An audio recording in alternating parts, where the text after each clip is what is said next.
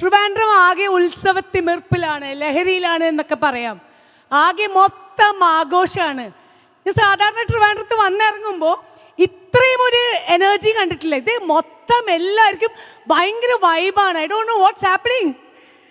The biggest festival of Kerala, the Keraliyam. Come on, a big applause. ഇന്ന് food ഫെസ്റ്റിവലിൽ നമുക്ക് celebrity chef ഉണ്ട്. So നിങ്ങൾക്കറിയാം, എന്നാലും ഞാൻ പറയാം, she is a native of Calicut, a very strong and bold woman, flavors of filled with flavors of Malabar cuisine day queen, the queen of Malabar cuisine.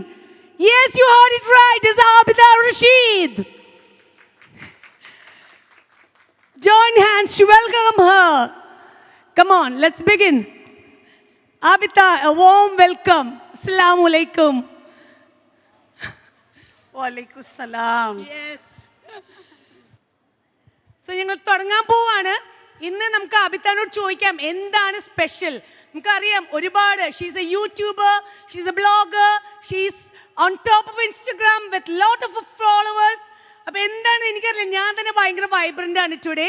So എനിക്ക് തോന്നുന്നു പാചകവും വാചകവും എന്നിൽ ഒരുപാട് അലിഞ്ഞു ചേർന്നിട്ടുള്ള ഒരാളാണ്.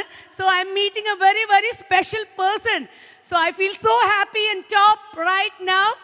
So I don't know, let's ask her, let's hear from her what she's going to do for us today. നമുക്ക് എല്ലാവർക്കും ഒരുപോലെ കാണുക മാത്രമല്ല, ടേസ്റ്റ് ചെയ്യാനുള്ളൊരു എന്താ പറയുക, ഭയങ്കര വലിയ അവസരം തന്നെയാണിത്. കാരണം എപ്പോഴും നമ്മളെല്ലാവരും അബിതാനെ കാണുന്നത്, I think I can call you Abitha, right? എനിക്ക് ഒരുപാട് സ്നേഹം തോന്നുമ്പോൾ, അല്ലെ അടുപ്പം തോന്നുന്ന വ്യക്തികളോട് നമുക്ക് ഇത്താന്ന് വിളിക്കുമ്പോൾ കുറച്ചും കൂടെ കൂടുതലൊരു സ്നേഹം തോന്നും. സോ എനിക്ക് തോന്നുന്നു ആബിത്താനോട് ചോദിക്കാം നമുക്ക് എന്താണ് ഇന്ന് നമുക്ക് വേണ്ടി പ്രിപ്പയർ ചെയ്യുന്നത്. Hello everyone, hi to Trivandrum. Yes, ഞാൻ മലബാറിൻ്റെ ഒരു വ്യക്തിയായിട്ടാണ് ഇവിടെ വന്നിരിക്കുന്നത്. മലബാറിലെ ഭക്ഷണം എന്താണ് എന്ന് ലോകം മുഴുവൻ അറിയിക്കണം എന്നാണ് എൻ്റെ ആഗ്രഹം.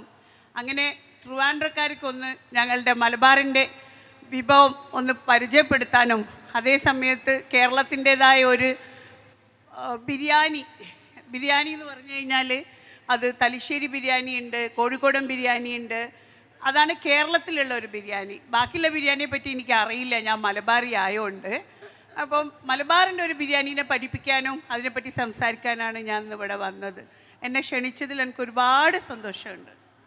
Okay, thank you so much. അപ്പോൾ എന്തായാലും നമുക്ക് ഇനി ഓൾറെഡി ഇച്ചിരി ലേറ്റാണ് നമ്മൾ. അപ്പോൾ എന്തായാലും നമുക്ക് വേഗം തന്നെ തുടങ്ങാം അല്ലേ? പിന്നെ അത് മാത്രമല്ല, ഇതിൻ്റെ ഇടയിൽ നിങ്ങൾക്ക് എല്ലാവർക്കും എന്ത് ക്വസ്റ്റ്യൻ ഉണ്ട്, എന്ത് ഡൗട്ട് ഉണ്ട്, നിങ്ങൾക്ക് ചോദിക്കാനുള്ളൊരു അവസരമുണ്ട്. അപ്പോൾ തലശ്ശേരി ബിരിയാണി കാണുക മാത്രമല്ല, നമുക്ക് ഡൗട്ട്സ് ക്ലിയർ ചെയ്ത് പോകാം. ആബിത്ത എനിക്ക് തോന്നുന്നു കുക്കിംഗ് മാത്രമല്ല ഇവിടെ ചെയ്യുന്നത്, ഓരോന്നിൻ്റെയും, അതായത് ഓരോന്നും ചെയ്യുന്നത് എവിടെയാണ്. ബിരിയാണി എല്ലാവരും ഉണ്ടാക്കും അല്ലേ, എവറിബഡി ക്യാൻ മേക്ക്. പക്ഷെ ആ ബിരിയാണിയിൽ തന്നെ ഓരോന്നും ചേർക്കേണ്ട സമയം, എന്ത് തരം അരിയാണ് യൂസ് ചെയ്യേണ്ടത്, അതുപോലെ എന്തൊക്കെയാണ് ഓയിൽ, ഫ്ലേവേഴ്സ് എങ്ങനെയാണ് ചെയ്യുന്നത്, ഫ്ലേവേഴ്സ് അൺലോക്ക് ചെയ്യുന്നത് എങ്ങനെയാണ്, അങ്ങനെ ഒത്തിരി കാര്യങ്ങൾ she is going to share with us. Okay, എന്തായാലും കേരളീയം എന്ന് പറയുമ്പോൾ മലയാളം കൂടുതൽ ഉപയോഗിക്കണം, പദപ്രയോഗങ്ങൾ അങ്ങനെയൊക്കെ തന്നെ ആവണം എന്നൊക്കെ വിചാരിച്ച് തന്നെയാണ് ഞാൻ വന്നത്. പക്ഷേ എനിക്ക് എക്സൈറ്റ്മെൻറ്റ് കൊണ്ടാണോ എന്താണെന്നറിയില്ല, കുറച്ചൊക്കെ ഇംഗ്ലീഷ് വന്ന്, നിങ്ങളെല്ലാവരും ക്ഷമിക്കണം കേട്ടോ. തുടങ്ങാം. യെസ്, എൻ്റെ മലബാറി ഭാഷയിലായിരിക്കും ഞാൻ സംസാരിക്കുക. Okay, V welcome that. അപ്പം എനിക്കറിയില്ല, അഥവാ എൻ്റെ ലാംഗ്വേജ് മനസ്സിലായിട്ടില്ലെങ്കിൽ അതൊന്ന് കറക്റ്റ് ചെയ്ത് തരണം. ഒരു കുഴപ്പമില്ല, നമ്മുടെ കേരളത്തിൻ്റെ ഭാഷയാണ് മലയാളം. നമ്മൾ അങ്ങോട്ടും ഇങ്ങോട്ടൊക്കെ പോകുമ്പോൾ ഇച്ചിരിയൊക്കെ ടോണിലും ശബ്ദങ്ങളും ഒക്കെ അങ്ങോട്ടും ഇങ്ങോട്ടും മാറുന്നല്ലാണ്ട് വേറെ ഒരു വ്യത്യാസമില്ല. വി കേരള ഓൾ വൺ അല്ലേ? ശരി, അപ്പോൾ എന്തായാലും നമുക്ക് തുടങ്ങാം. ഓക്കെ, ഇന്ന് ബിരിയാണി ക്ലാസ് എന്ന് പറഞ്ഞാൽ എല്ലാവർക്കും ബിരിയാണി ഉണ്ടാക്കാൻ അറിയാം. ആ ബിരിയാണി തന്നെയാണ് ഞാനും പഠിപ്പിക്കുന്നത്. അതിൻ്റെ ഒരു സ്പെഷ്യാലിറ്റി എന്താണെന്ന് വെച്ചാൽ, നമ്മൾ ഉണ്ടാക്കുന്ന സമയത്ത് ശ്രദ്ധിക്കേണ്ട കാര്യങ്ങൾ. എല്ലാവരും ഉള്ളി, പച്ചമുളക്, ഇഞ്ചിയെല്ലാം വെച്ചിട്ട് തന്നെയാണ് ബിരിയാണി ഉണ്ടാക്കുക. പക്ഷേ എപ്പോൾ എത്ര സമയം എങ്ങനെ ചെയ്യണം, എന്തുപയോഗിക്കണം എന്നുള്ള ഒരു സ്റ്റെപ്പ് ബൈ സ്റ്റെപ്പ് നോക്കുമ്പോൾ ടോട്ടൽ കണ്ടൻറ്റ് നമ്മൾ ഉണ്ടാക്കി കഴിയുമ്പോൾ അത് നന്നായി വരണമെങ്കിൽ എല്ലാം കൂടി ഒരു ചെമ്പിലിട്ട് കുഴച്ച് വെച്ചാൽ ബിരിയാണി ആവോ എന്ന് ചോദിക്കുന്നതും ഓരോ സ്റ്റെപ്പായിട്ട് അത് എന്താണെന്ന് മനസ്സിലാക്കുന്നതും വ്യത്യാസമുണ്ട്. അപ്പം എൻ്റെ കൂടെ നിങ്ങൾക്കും കുക്ക് ചെയ്യുന്നത് കണ്ട് ചോദ്യങ്ങൾ ചോദിച്ച് എന്തിനാ അങ്ങനെ ചെയ്യുന്നത്, എന്തിനാ ഇത് ചോദിച്ചു കഴിഞ്ഞാലേ എനിക്ക് പറഞ്ഞു തരാൻ പറ്റുള്ളൂ, അല്ലെ ഞാൻ കണ്ടിന്യൂസ് ചെയ്ത് പോവും. അപ്പം let start cooking biryani. Yes, അപ്പൊ എല്ലാവരും ഈ അവസരം ഉപയോഗപ്പെടുത്തുക. സംശയങ്ങൾ ഉണ്ടെങ്കിൽ ഉറപ്പായിട്ടും ചോദിക്കാൻ അവസരമുണ്ട് കേട്ടോ. ഓക്കെ. ബുദ്ധിമുട്ടുള്ളതും ശ്രദ്ധിക്കേണ്ടതും കാര്യം ഉള്ളി പൊരിക്കുന്നതാണ്. ഉള്ളി പൊരിക്കുക എന്ന് പറഞ്ഞു കഴിഞ്ഞാൽ അതൊരു ഒരു ഒരു ബിരിയാണീൻ്റെ ഒരു ബെസ്റ്റ് പാർട്ടാണ്. അതിൻ്റെ കളറിങ്, നമ്മൾ ബിരിയാണിയിൽ നമ്മൾ മഞ്ഞളോ മുളകോ മല്ലിയോ ഒന്നും ഇടുന്നില്ല, കളേഴ്സ് ഒന്നും ഇടുന്നില്ല. പക്ഷെ നമുക്കത് കാണുമ്പോൾ ഭയങ്കര അപ്പീലിംഗ് ആവണം. ഈ അപ്പീലിംഗ് പാർട്ട് നമ്മൾ എവിടെ നിന്നാണ് എടുക്കുന്നത് വെച്ചാൽ ഉള്ളിയിൽ നിന്നാണ് ഞങ്ങളിത് കളർ ചെയ്തെടുക്കുന്നത്. അപ്പോൾ the lighter the meat the darker the onion. പൊരിച്ചുള്ളി വല്ലാണ്ട് ബീഫ് പോലത്തെ റെഡ് മീറ്റ് ആകുമ്പോൾ ഉള്ളിയുടെ പൊരിയുടെ കളറ് കുറയ്ക്കണം. അതാണ് നമ്മളെ കളറിങ് ഏജൻറ്റ്. പിന്നെ ഞങ്ങളിപ്പോൾ ഉണ്ടാക്കുന്ന ബിരിയാണിയിൽ നമ്മൾ വെറും പച്ചമുളക്, ഇഞ്ചി, വെളുത്തുള്ളി, തൈര്, തക്കാളി ഇത് മാത്രമേ ഉപയോഗിക്കണുള്ളൂ. അങ്ങനെ വരുമ്പോൾ എങ്ങനെ കളറ് കിട്ടും? ഈ കളറിങ് ഏജൻറ്റാണ് ഉള്ളി. അപ്പോൾ ആ ഉള്ളി പൊരിക്കുന്നത് ഒരു വലിയ പ്രാധാന്യമാണ്. സാധാരണ കളേഴ്സ് യൂസ് ചെയ്യുന്നില്ല. അപ്പം എന്താണ് നമ്മൾ ഫസ്റ്റ് സവാള ഉള്ളി പൊരിക്കുകയാണ് ചെയ്യാൻ പോകുന്നത്. അപ്പം അതിൻ്റെ ഒരു കളറിങ് എന്ന് പറയുന്നത് നമ്മുടെ മീറ്റ് അതനുസരിച്ച്. ചിക്കൻ എന്ന് പറയുമ്പോൾ നമുക്കറിയാം വൈറ്റ് മീറ്റ് ആണ്, ബീഫ് അതുപോലെ മട്ടൺ എന്നൊക്കെ പറയുമ്പോൾ റെഡ് മീറ്റ് ആണ്. അപ്പോൾ റെഡ് മീറ്റ് ആണെങ്കിൽ ഉള്ളിയുടെ കളറ് മൊരിക്കുന്നത് കുറച്ചിട്ടും, അതുപോലെ തന്നെ വൈറ്റ് മീറ്റ് ആണെങ്കിൽ ഉള്ളിയുടെ കളറ് കുറച്ചും കൂടെ കൂട്ടി ചെയ്യണം എന്നാണ് പറഞ്ഞിരിക്കുന്നത്, അല്ലേ? യെസ്. അപ്പോൾ ഉള്ളി പൊരിക്കുന്നതിലേക്ക് പോവാം. ഉള്ളി പൊരിക്കാൻ നമുക്ക് കുറച്ച് ജാസ്തി എണ്ണ വേണം. ഈ എണ്ണ എല്ലാം ഞങ്ങളുടെ ബിരിയാണിയിലേക്ക് പോവില്ല, പക്ഷേ ഉള്ളി പൊരിച്ച് കുറച്ച് ജാസ്തി കൂടെ പൊരിച്ച് വെക്കുക. അപ്പം ഇനി ഓയിൽ, ഇപ്പോൾ വെളിച്ചെണ്ണയാണെന്നുണ്ടെങ്കിൽ നല്ലത്, അല്ലെങ്കിൽ ഇനി അതർ ഓയിൽ ഉപയോഗിക്കുകയാണെങ്കിൽ ആ ഓയിലിൻ്റെ ഒരു ഫ്ലേവർ എടുത്ത് കളയാൻ. ബിരിയാണിക്കുള്ള ഒരു ഫ്ലേവർ എന്ന് പറഞ്ഞാൽ നെയ്യാണ് കൂടുതൽ വേണ്ടത്. അപ്പോൾ ഒരുപാട് നെയ്യ് കഴിക്കുമ്പോൾ നമുക്കത് ആകെപ്പാടെ ഒരു സ്ലീപ്പിനെസ് ഒക്കെ വരും. അതൊക്കെ അവോയ്ഡ് ചെയ്യാൻ വേണ്ടിയിട്ട് നമുക്ക് നെയ്യ് കുറക്കാം, ഫ്ലേവർ നെയ്യിൻ്റെത് ഓയിലിലേക്ക് വരുത്താം. അപ്പോൾ ഈ ഓയിൽ ഉള്ളി പൊരിക്കാനിട്ട ഓയിലിലേക്ക് 1 ടേബിൾ സ്പൂൺ നല്ല നെയ്യ്, അത് മിൽമയോ RKG എന്താ നിങ്ങളുടെ അടുത്തുള്ള നെയ്യ് അത് ഉപയോഗിക്കാം. അപ്പൊ നമുക്ക് നെയ്യിന്റെ ടേസ്റ്റ് ഓയിൽ വരികയും ചെയ്തു. എന്നാൽ ഓവറായിട്ട് നെയ്യ് ഉപയോഗിച്ച് നമ്മൾ ചെയ്യുമ്പോൾ നമുക്ക് ഏതായാലും ഭയങ്കര ഫിൽഡ് ആയിട്ടുള്ള ഒരു ഫീലിംഗ് വരില്ലേ, അതൊട്ട് ഉണ്ടാവുകയില്ല. അവോയ്ഡ് ചെയ്യുകയും ചെയ്യാം. കുറച്ചും കൂടെ ഹെൽത്തി ആണ് താനും, അല്ലേ? കുറേ നെയ്യ് ഇട്ടാൽ നന്നാവണമെന്നല്ല. ഓക്കെ. അപ്പൊ കുറെ നെയ്യ് ഇട്ടാലല്ല നന്നാവുക, എന്നാൽ നെയ്യിന്റെ ഫ്ലേവർ നമ്മൾ ഇതിൽ വരുത്തുകയും ചെയ്യുന്നുണ്ട്. നല്ലപോലെ എണ്ണ ചൂടാകുമ്പോൾ അതിലോട്ട് ഇതാ സവാള ഇട്ട് കൊടുത്തു. വളരെ നേരിയതായിട്ട് അതിൻ്റെ സവാളയാണെങ്കിൽ കുറച്ച് നല്ലതായിരിക്കും. പെട്ടെന്ന് ഈവൻലി, അല്ലേ? ഈവൻലി ഫ്രൈ ചെയ്യണം. എല്ലാ ഉള്ളിയും ഒരേ കളറിൽ വരണം. നമുക്ക് ചിലത് വല്ലാണ്ട് ചുവപ്പ്, ഈ ഉള്ളിയുടെ കളറ്, ഉള്ളി ഒരു കളർ വേണമെന്ന് പറയാൻ കാരണം എന്താണെന്നറിയോ? ഈ ഉള്ളിക്ക് ട്രാൻസ്പെറൻ്റ് ആകുമ്പോൾ ഒരു ടേസ്റ്റാണ്, ട്രാൻസ്ലൂസൻ്റ് ആകുമ്പോൾ വേറെ ടേസ്റ്റാണ്, ആൻഡ് ഫ്രൈഡ് ആകുമ്പോൾ ഇറ്റ് റിലീസസ് ഷുഗർ. അപ്പം ചില സമയത്ത് നമ്മൾ ഉള്ളി വഴറ്റി ഫോണൊക്കെ എടുക്കാൻ പോയി തിരിച്ചു വരുമ്പോഴത്തേക്ക് ഉള്ളി ചോന്നു പോയിട്ടുണ്ടാവും. ആ റെഡ് കളറായി കഴിഞ്ഞാൽ അതിൻ്റെ അകത്തുനിന്ന് ഷുഗർ കണ്ടന്റ് വരും. ഉള്ളി നമ്മൾ നന്നായിട്ട് വറുത്തൊരു ബ്രൗണിഷ്, അതായത് ഗോൾഡനിഷ്, ഒരു ഉറുമ്പിന്റെ കളർ എന്ന് പറയാം, ആ കളറായി കഴിയുമ്പോൾ ശരിക്കും ഒരു ചെറിയ മധുരിപ്പ് ഉണ്ടാവും സവാളക്ക്, അല്ലേ? പക്ഷെ അതിന് മുമ്പ് നമ്മൾ എടുക്കുകയാണെങ്കിൽ ആ മധുരം റിലീസ് ചെയ്യേയില്ല. എക്സാക്ട്ലി, അല്ലേ? അതിന്റെ ഷുഗർ കണ്ടന്റ് വരുമ്പോഴാണ് കാരമലൈസ് ആയി പോവാ. ഓക്കെ. അപ്പൊ കാരമലൈസ് ആവാണ്ട് ശ്രദ്ധിക്കണം. ഇത് ബിരിയാണിക്ക് മാത്രമുള്ള ലെസൺ അല്ല, ഇറ്റ് ഈസ് സംതിങ് പോയിന്റ്സ് ആണ് എല്ലാ കാര്യത്തിനും. എന്ത് കറി ഉണ്ടാക്കുമ്പോൾ, ഇപ്പോൾ ഒരു ചിക്കൻ കറി ആണെങ്കിലോ ഒരു വെജിറ്റബിൾ കറി ആണെങ്കിലോ, ഇതെല്ലാം ഇതിന്റെ സയൻസ് ഫാക്ടേഴ്സ്. ആദ്യത്തെ പറയുന്ന ഓരോ കാര്യങ്ങളും നമുക്ക് ഈ തലശ്ശേരി ബിരിയാണിയിൽ മാത്രമല്ല ആപ്ലിക്കബിൾ. നമുക്ക് നമ്മുടെ വീട്ടിൽ നമ്മൾ ഉണ്ടാക്കുന്ന ഓരോ വിഭവത്തിനും നമുക്ക് ഇതുപോലെ ഈ ഇപ്പൊ സവാള ആഡ് ചെയ്യുന്ന സമയമാണെങ്കിലും പച്ചമുളക് ആഡ് ചെയ്യുന്ന സമയമാണെങ്കിലും ഇതുപോലെ തന്നെ ഓയിൽ ഫ്ലേവറിങ് ചെയ്യാനായിട്ട് ഉപയോഗിക്കുന്ന ഈ നെയ്യും ഒക്കെ നമുക്ക് വീട്ടിൽ നമ്മുടെ പ്രിയപ്പെട്ടവർക്ക് ഇഷ്ടമുള്ള എന്ത് കറി ഉണ്ടാക്കുമ്പോഴും നമുക്കിത് അപ്ലൈ ചെയ്യാം, അല്ലേ? അപ്ലൈ ചെയ്യണം. ഓക്കെ. മാത്രമല്ല ഞാൻ ഇവിടെ മറ്റൊരു കാര്യം ശ്രദ്ധിച്ചത്, ഈ പാത്രങ്ങളൊക്കെ കോപ്പർ പ്ലേറ്റ്സ് ആണ്, ഈ വെസൽസ് ആണ് എല്ലാം യൂസ് ചെയ്യുന്നത്.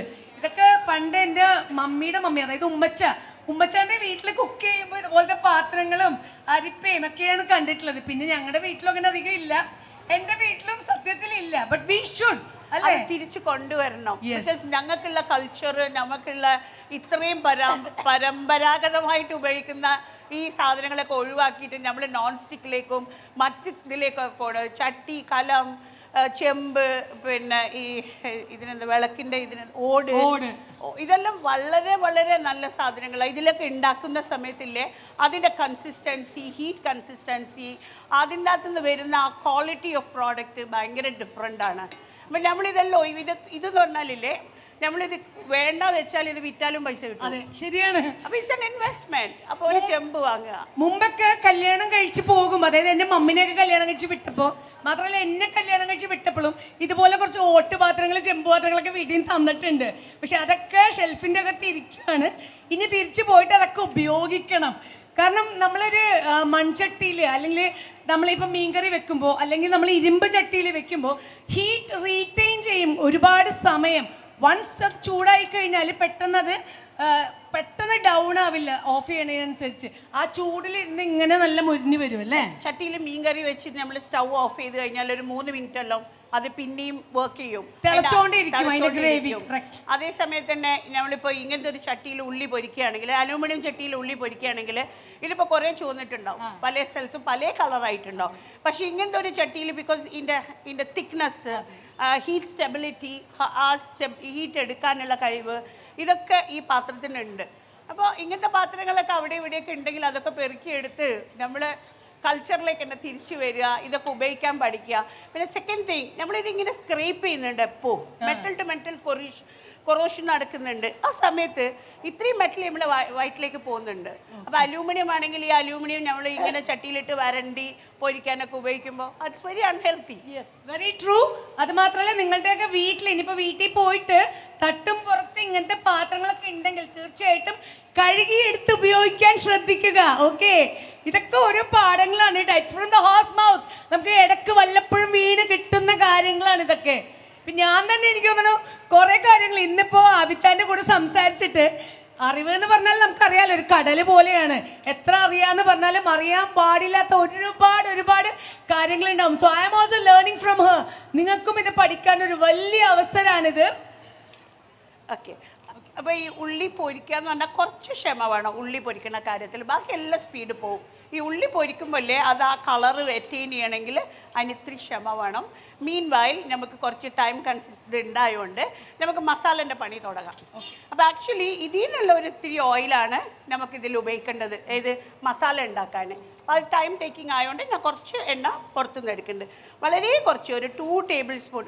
ഇപ്പോൾ ഞങ്ങളിവിടെ ഉണ്ടാക്കുന്നത് ഓൾമോസ്റ്റ് ഒരു 2 kg ചിക്കൻ കൊണ്ടുള്ള മസാലയാണ് ഉണ്ടാക്കുന്നത്. 2 kg എന്ന് പറയുമ്പോൾ ഒരു 20 പീസസ് ഓഫ് ചിക്കൻ. അപ്പം നമ്മളൊരു വീട്ടിലേക്ക് എത്ര ഉണ്ടാക്കണമെന്ന് ഡിസൈഡ് ചെയ്യുന്നത് വലിയൊരു ഫാക്ടറാണ്. അപ്പം നമ്മൾ സാധാരണ പറയുക ഒരാൾക്ക് മാക്സിമം കഴിക്കാൻ 300 ഗ്രാം മീറ്റേ കഴിക്കാൻ പറ്റുള്ളൂ. അല്ലെങ്കിൽ ഒരു 2 പീസ് എന്ന് പറഞ്ഞാൽ ഒരു 150 ഗ്രാംസ് ഓഫ് ചിക്കൻ, ഇത് ക്ലീൻ ആൻഡ് അത്രയും ഒരാൾക്ക് കഴിക്കുള്ളൂ. ഒരു പാക്കറ്റ് ബിരിയാണി വാങ്ങുമ്പോൾ 2 പീസല്ലേ കിട്ടുക. അപ്പൊ ആ 2 പീസ് കണക്കൂട്ടുകയാണെങ്കിൽ ഓക്കെ, നിങ്ങളൊന്നും സംശയം ചോദിക്കുന്നില്ല, ഞാൻ തന്നെ ചോദിക്കാം നിങ്ങൾക്ക് വേണ്ടി. ഇപ്പൊ നമ്മള് ഇപ്പൊ ഒരു 2 പീസ് എന്ന് പറഞ്ഞു. അപ്പൊ നമ്മളിപ്പോ ഒരു ചിക്കൻ കട്ട് ചെയ്യുമ്പോൾ എത്ര പീസായിട്ടാണ് നമുക്കറിയില്ലല്ലോ. ഇപ്പൊ ഒരു ചിക്കൻ ബിരിയാണി അറിയാൻ പാടില്ലാത്ത ഒരുപാട് ആൾക്കാർക്ക് വേണ്ടിയാണിത്. ഒരു ചിക്കൻ നമ്മൾ കട്ട് ചെയ്യുമ്പോൾ സാധാരണ ബിരിയാണിക്ക് എത്ര പീസായിട്ട് കട്ട് ചെയ്യാം? ഓരോ പീസും ഇറ്റ് ക്യാൻ എത്ര വെയിറ്റേജ് അതിന് വരാം. ഇതൊക്കെ ഹോട്ടലുകാർക്കൊക്കെ അറിയാവുന്ന കാര്യങ്ങളാണ്. സാധാരണ ഒരു വീട്ടിൽ പ്രിപ്പയർ ചെയ്യുന്ന ഒരു വീട്ടമ്മയ്ക്ക് ഇതറിയണം എന്നില്ല. So this is an opportunity to know. It's a big question and something എന്തായാലും മനസ്സിലാക്കേണ്ട ഒരു ക്വസ്റ്റ്യനാണ്. നമ്മളിപ്പോൾ ബുച്ചറി ഒരു ചിക്കൻ്റെ ഷോപ്പിൽ പോയിട്ട് നമ്മൾ ചോദിക്കാൻ എനിക്ക് 1 കിലോ ചിക്കനെ പറയുള്ളൂ. അത് ആക്ച്വലി ഭയങ്കര വലിയ ബേർഡ് ആവുമ്പോൾ അതിന് ഭയങ്കര മസ്കുലർ ഇത് വരും ആ ബേർഡിന്. അപ്പോൾ വലിയ മദർ ബേർഡ് എന്ന് പറഞ്ഞിട്ടുണ്ട്, അത് ചിലപ്പോൾ ചീപ്പായിട്ട് ഹാർഡാവും, മദർ ബേർഡ് ആവും. അത് 3 കിലോ 4 കിലോ ഒക്കെ ഉള്ള ചിക്കനെ നിങ്ങൾ 1 കിലോ എന്ന് പറയുമ്പോൾ അതിൻ്റെ ഒരു പാർട്ട് അവർ കട്ട് ചെയ്യുക. ഈ ബിരിയാണിക്ക് ഏറ്റവും ബെസ്റ്റ് 1-1.25 കിലോ വെയിറ്റ് വരുന്ന, മാക്സിമം 1.5 കിലോ വെയിറ്റ് വരുന്ന ചിക്കനാണ് ബിരിയാണിക്ക് ഏറ്റവും ബെസ്റ്റ്. അതെ, ഏറ്റവും ചെറുത് നോക്കി പിടിക്കുക. അതിലാവുമ്പോഴാണ് നല്ല അതിൻ്റെ ജ്യൂസിനെസ്സും അതിൻ്റെ മീറ്റിനൊക്കെ ഭയങ്കര ക്വാളിറ്റി ഉണ്ടാവുക. അപ്പോൾ ചിക്കൻ വാങ്ങുന്ന സമയത്ത് 1 കിലോ 10 പീസായിട്ട് കട്ട് ചെയ്യാം. 1 കിലോ അപ്പോൾ 1.5 കിലോൻ്റെ ചിക്കൻ വൃത്തിയാക്കി വന്നപ്പോഴത്തേക്ക് 100 ഉണ്ടാവുള്ളൂ ക്ലീൻ ചെയ്ത് വരുമ്പോൾ. അപ്പം നമുക്ക് ആവശ്യമുള്ളത് ഇവിടെ 80 to 100 ഗ്രാംസിൻ്റെ മേലെ ചിക്കൻ പീസ് പോകാൻ പാടില്ല. 80 to 100 grams. അതെ, എത്ര വലിയ കഷ്ണമാവുന്നോ അതിലേക്ക് പെനിട്രേറ്റ് ചെയ്യില്ല മസാല, ടേസ്റ്റ് വരില്ല. അപ്പോൾ ആ ബുച്ചറിയിലാകുമ്പോൾ ബ്രോയിലർ ചിക്കനാണ് വാങ്ങുന്നതെന്നുണ്ടെങ്കിൽ ഒരു 1-1.5 കിലോൻ്റെ ഉള്ളിലുള്ള ചിക്കൻ ഒരു 12 പീസായിട്ട് വെട്ടുക. 12 പീസ് ഉണ്ടെങ്കിൽ 1 കിലോ അരിക്ക് 12 പീസ് ചിക്കനാണ് കണക്ക്. അപ്പോൾ ഒരു 6 ആൾക്ക് സുഖമായിട്ട് 1 കിലോ അരിക്ക് കഴിക്കാം. ഒരു ചെറിയ സംശയം കൂടി ഉണ്ട്. 1 കിലോ അരി എന്ന് പറയുമ്പോൾ എത്ര ആൾക്ക് അത് കൺസ്യൂം ചെയ്യാൻ പറ്റും? എത്ര പേർക്ക് കഴിക്കാവുന്ന ബിരിയാണി ആയിരിക്കും? ഒരു 8 പേര് 6 പേര് 8 പേര് വരെ കഴിക്കാം. നല്ലപോലെ കഴിക്കുന്ന ആൾക്കാരാണെങ്കിൽ 8 പേര് അല്ല 6 പേര്. 6 പേര് നല്ലപോലെ കഴിക്കാൻ 6 പേര് അല്ലേ? ഫാമിലി ഒക്കെ ആണെങ്കിൽ കുട്ടികളും ഒക്കെ കൂടി ഉണ്ടെങ്കിൽ അതാണ് പീസിന്റെ കൗണ്ട്. ഇന്നിപ്പോ I am doing a party, I have 15 people. ഞാൻ എന്താ കണക്ക് കൂട്ടുക? 30 piece. 30 piece is equal to 3 kilos. അപ്പൊ അത് അറിയാണ്ട് കുറെ ബാക്കിയാവും, ഫ്രിഡ്ജ് കയറ്റും. ആ കാര്യങ്ങൾ മനസ്സിലാക്കുക. അപ്പോൾ ഒരു ചിക്കൻ വാങ്ങുമ്പോൾ ഇത്ര പീസ് ഉണ്ടാവും എന്നുള്ളത് നമ്മൾ അസ്യൂം ചെയ്യണം. കണ്ടില്ലേ, 2 സംശയങ്ങൾ മാറി കിട്ടി. എല്ലാവർക്കും സംശയങ്ങൾ ചോദിക്കാം കേട്ടോ. സംശയങ്ങളുമായിട്ട് ആരും വരുന്നില്ലല്ലോ. സംശയം നിങ്ങൾക്ക് ഉണ്ടാവുമ്പോഴാണ് ആബിത്താക്ക് കൂടുതൽ എനർജി കിട്ടുക, ഇത് കുക്ക് ചെയ്യാനും നിങ്ങൾക്ക് പറഞ്ഞു തരാനും ഒക്കെ. അപ്പം എന്തായാലും ദാ സവാള ഒരു സ്ഥലത്ത് മൊരിഞ്ഞുകൊണ്ടിരിക്കുകയാണ്. ഇനി നമ്മൾ മസാല ശരിയാക്കാൻ പോവാണ്. 2 ടേബിൾ സ്പൂൺ ഇതിൽ നിന്ന് തന്നെ ഇടേണ്ട എണ്ണയാണ്. പക്ഷേ ഇത് പ്രോസസ്സ് കഴിയാത്തോടം കൊണ്ട് നമ്മൾ അപ്പുറത്ത് വേറെ എണ്ണ ഉപയോഗിച്ച് ചെയ്യുകയാണ്. അല്ലെങ്കിൽ ഈ എണ്ണ ഉപയോഗിക്കാൻ പറയുന്നത് എന്താ വെച്ചാൽ ഈ ഉള്ളിയുടെ എല്ലാ പെർഫ്യൂമും ഈ എണ്ണയിലാണ് ഉള്ളത്.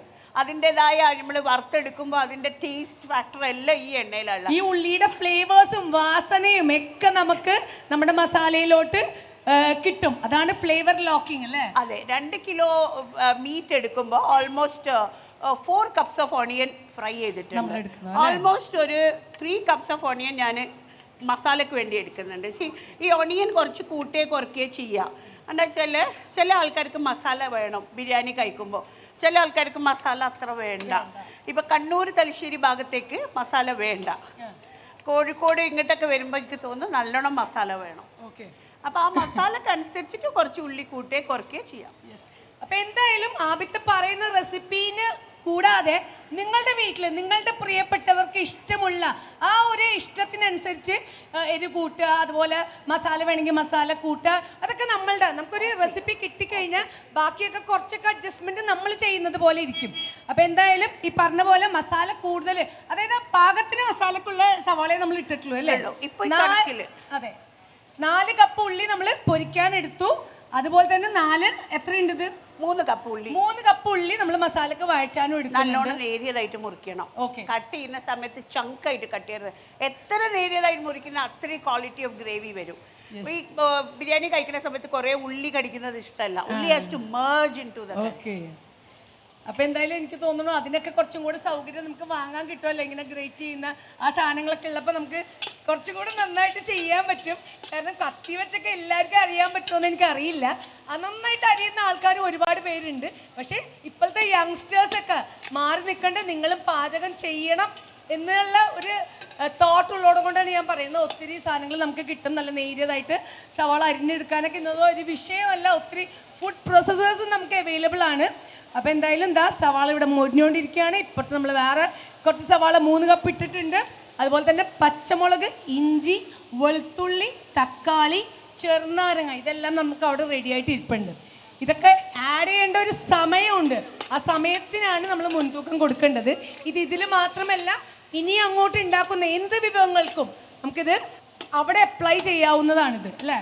അതെ. ഇത്രയും ഡീറ്റെയിൽ ആയിട്ട് പറയുന്നത് ഇത് ബിരിയാണി ഉണ്ടാക്കാൻ മാത്രമല്ല, എല്ലാം നമ്മൾ വീട്ടിൽ എന്ത് ഉണ്ടാക്കുമ്പോഴും ഇതേ ആപ്ലിക്കേഷൻ ഈ ഉള്ളിയുടെ കാര്യത്തിൽ കംപ്ലീറ്റ്ലി ആ നോളജ്. ഇപ്പം നമ്മൾ ഉള്ളി വാങ്ങാൻ പോകുന്ന സമയത്ത് ഉള്ളിക്ക് തോലുണ്ടാകുമ്പോൾ നമ്മൾ വിചാരിക്കും അത് ഇങ്ങനെ ലൂസായ ഉള്ളി തോലില്ലേ, അത് വേണ്ട വിചാരിക്കും. അതാണ് ഏറ്റവും നല്ല ഉള്ളി. കുറച്ചും കൂടിയും ആ തോല് പോകുമ്പോൾ എന്താന്ന് വെച്ചാൽ അതിന്റെ വാട്ടർ കണ്ടന്റ് എല്ലാം പോയിട്ടുണ്ടാവും. കുറച്ചും കൂടെ പിങ്കിഷ് ആയിട്ടുള്ള ഉള്ളിയാണ് ഏറ്റവും നല്ല സവാള. നമ്മൾ കടയിൽ പോകുമ്പോൾ അങ്ങനെ നോക്കിയെടുക്കുക. കുറച്ചും കൂടെ പിങ്ക് ആയിട്ടുള്ളത് പൊളിഞ്ഞ് നിൽക്കും അല്ലേ? പൊളിഞ്ഞ് നിൽക്കുന്ന നല്ലത്. എന്ന് വെച്ചാൽ വെള്ളം ഡീഹൈഡ്രേറ്റഡ് ആയിട്ട് പെട്ടെന്നാവും. മറ്റേ പച്ച ഉള്ളിയാകുമ്പോൾ ഒരുപാട് നേരം വഴറ്റേണ്ടി വരും. പിന്നെ അത് മാത്രമല്ല ക്വാളിറ്റി നല്ലത് വരുന്നത് ഈ ഉണങ്ങിയ ഉള്ളിയിൽ നിന്നാണ്. അപ്പം എന്തായാലും 2 കാര്യങ്ങൾ ഒരേ സമയം നടന്നുകൊണ്ടിരിക്കുകയാണ്. ഇത്രയും ആൾക്കാരൊന്നും പോരെ, ഞങ്ങൾ ഒരുപാട് ബിരിയാണിയൊക്കെ ഇവിടെ ഉണ്ടാക്കുന്നുണ്ട് കേട്ടോ. യെസ്, ആർക്കോ സംശയമായിട്ട് വന്നിട്ടുണ്ട്. എന്താന്ന് നമുക്ക് നോക്കാം. യെസ്, പച്ച ചുരിദാറിട്ട ആളുടെ പേരെനിക്ക് പറയൂ. എന്താണ് പേര്? ഷംസുൻ നഹാർ പറയൂ, എവിടുന്നാണ്? ട്രിവാൻഡ്രം, വർക്കല. യെസ്, പറയൂ, എന്താണ് സംശയം? 1 കിലോ ചിക്കന് എത്ര സവാള വേണം? അതാണ് എൻ്റെ സംശയം. 1 കിലോ ചിക്കന് എത്ര സവാള വേണം? Almost 800 grams. May be 4 to 5 numbers. Numbers 5 മതിയാവില്ല. 4 പൊരിക്കാൻ വേണം, 4 മസാലക്കും വേണം. മസാലയുടേതാണ് ചോദിച്ചത്. മസാലക്ക് മാത്രമാണോ? Yes, മസാലക്ക് ഒരു 5 മതി. സൈസസ് പ്രോബ്ലം, അതുകൊണ്ട് ഞാൻ സൈസ് അല്ല, ശരിക്കും വെയിറ്റേജ് നോക്കിയാൽ മതി അല്ലേ? അതുകൊണ്ട് ഞാൻ കപ്പളവ് പറഞ്ഞത്. കപ്പാവുമ്പോഴേ ഏത് ചെറുതായാലും വലുതായാലും കപ്പാണ്. 3 കപ്പ ഞാൻ ഇപ്പോൾ 2 കിലോന് ഇട്ടത്. അപ്പോൾ 1.5 കിലോ ആകുമ്പോൾ നേരെ ഡ്രാസ്റ്റിക്കലി ഹാഫ് ആക്കരുത്, കുറച്ചുകൂടി അങ്ങോട്ട് ആക്കണം. എത്ര കിലോ കൂടുന്നോ അതിനനുസരിച്ച് ഉള്ളി അതേ മൾട്ടിപ്പിൾ അല്ല. ഒരു 3 പ്രാവശ്യം വരെ മൾട്ടിപ്പിൾ എടുക്കാം.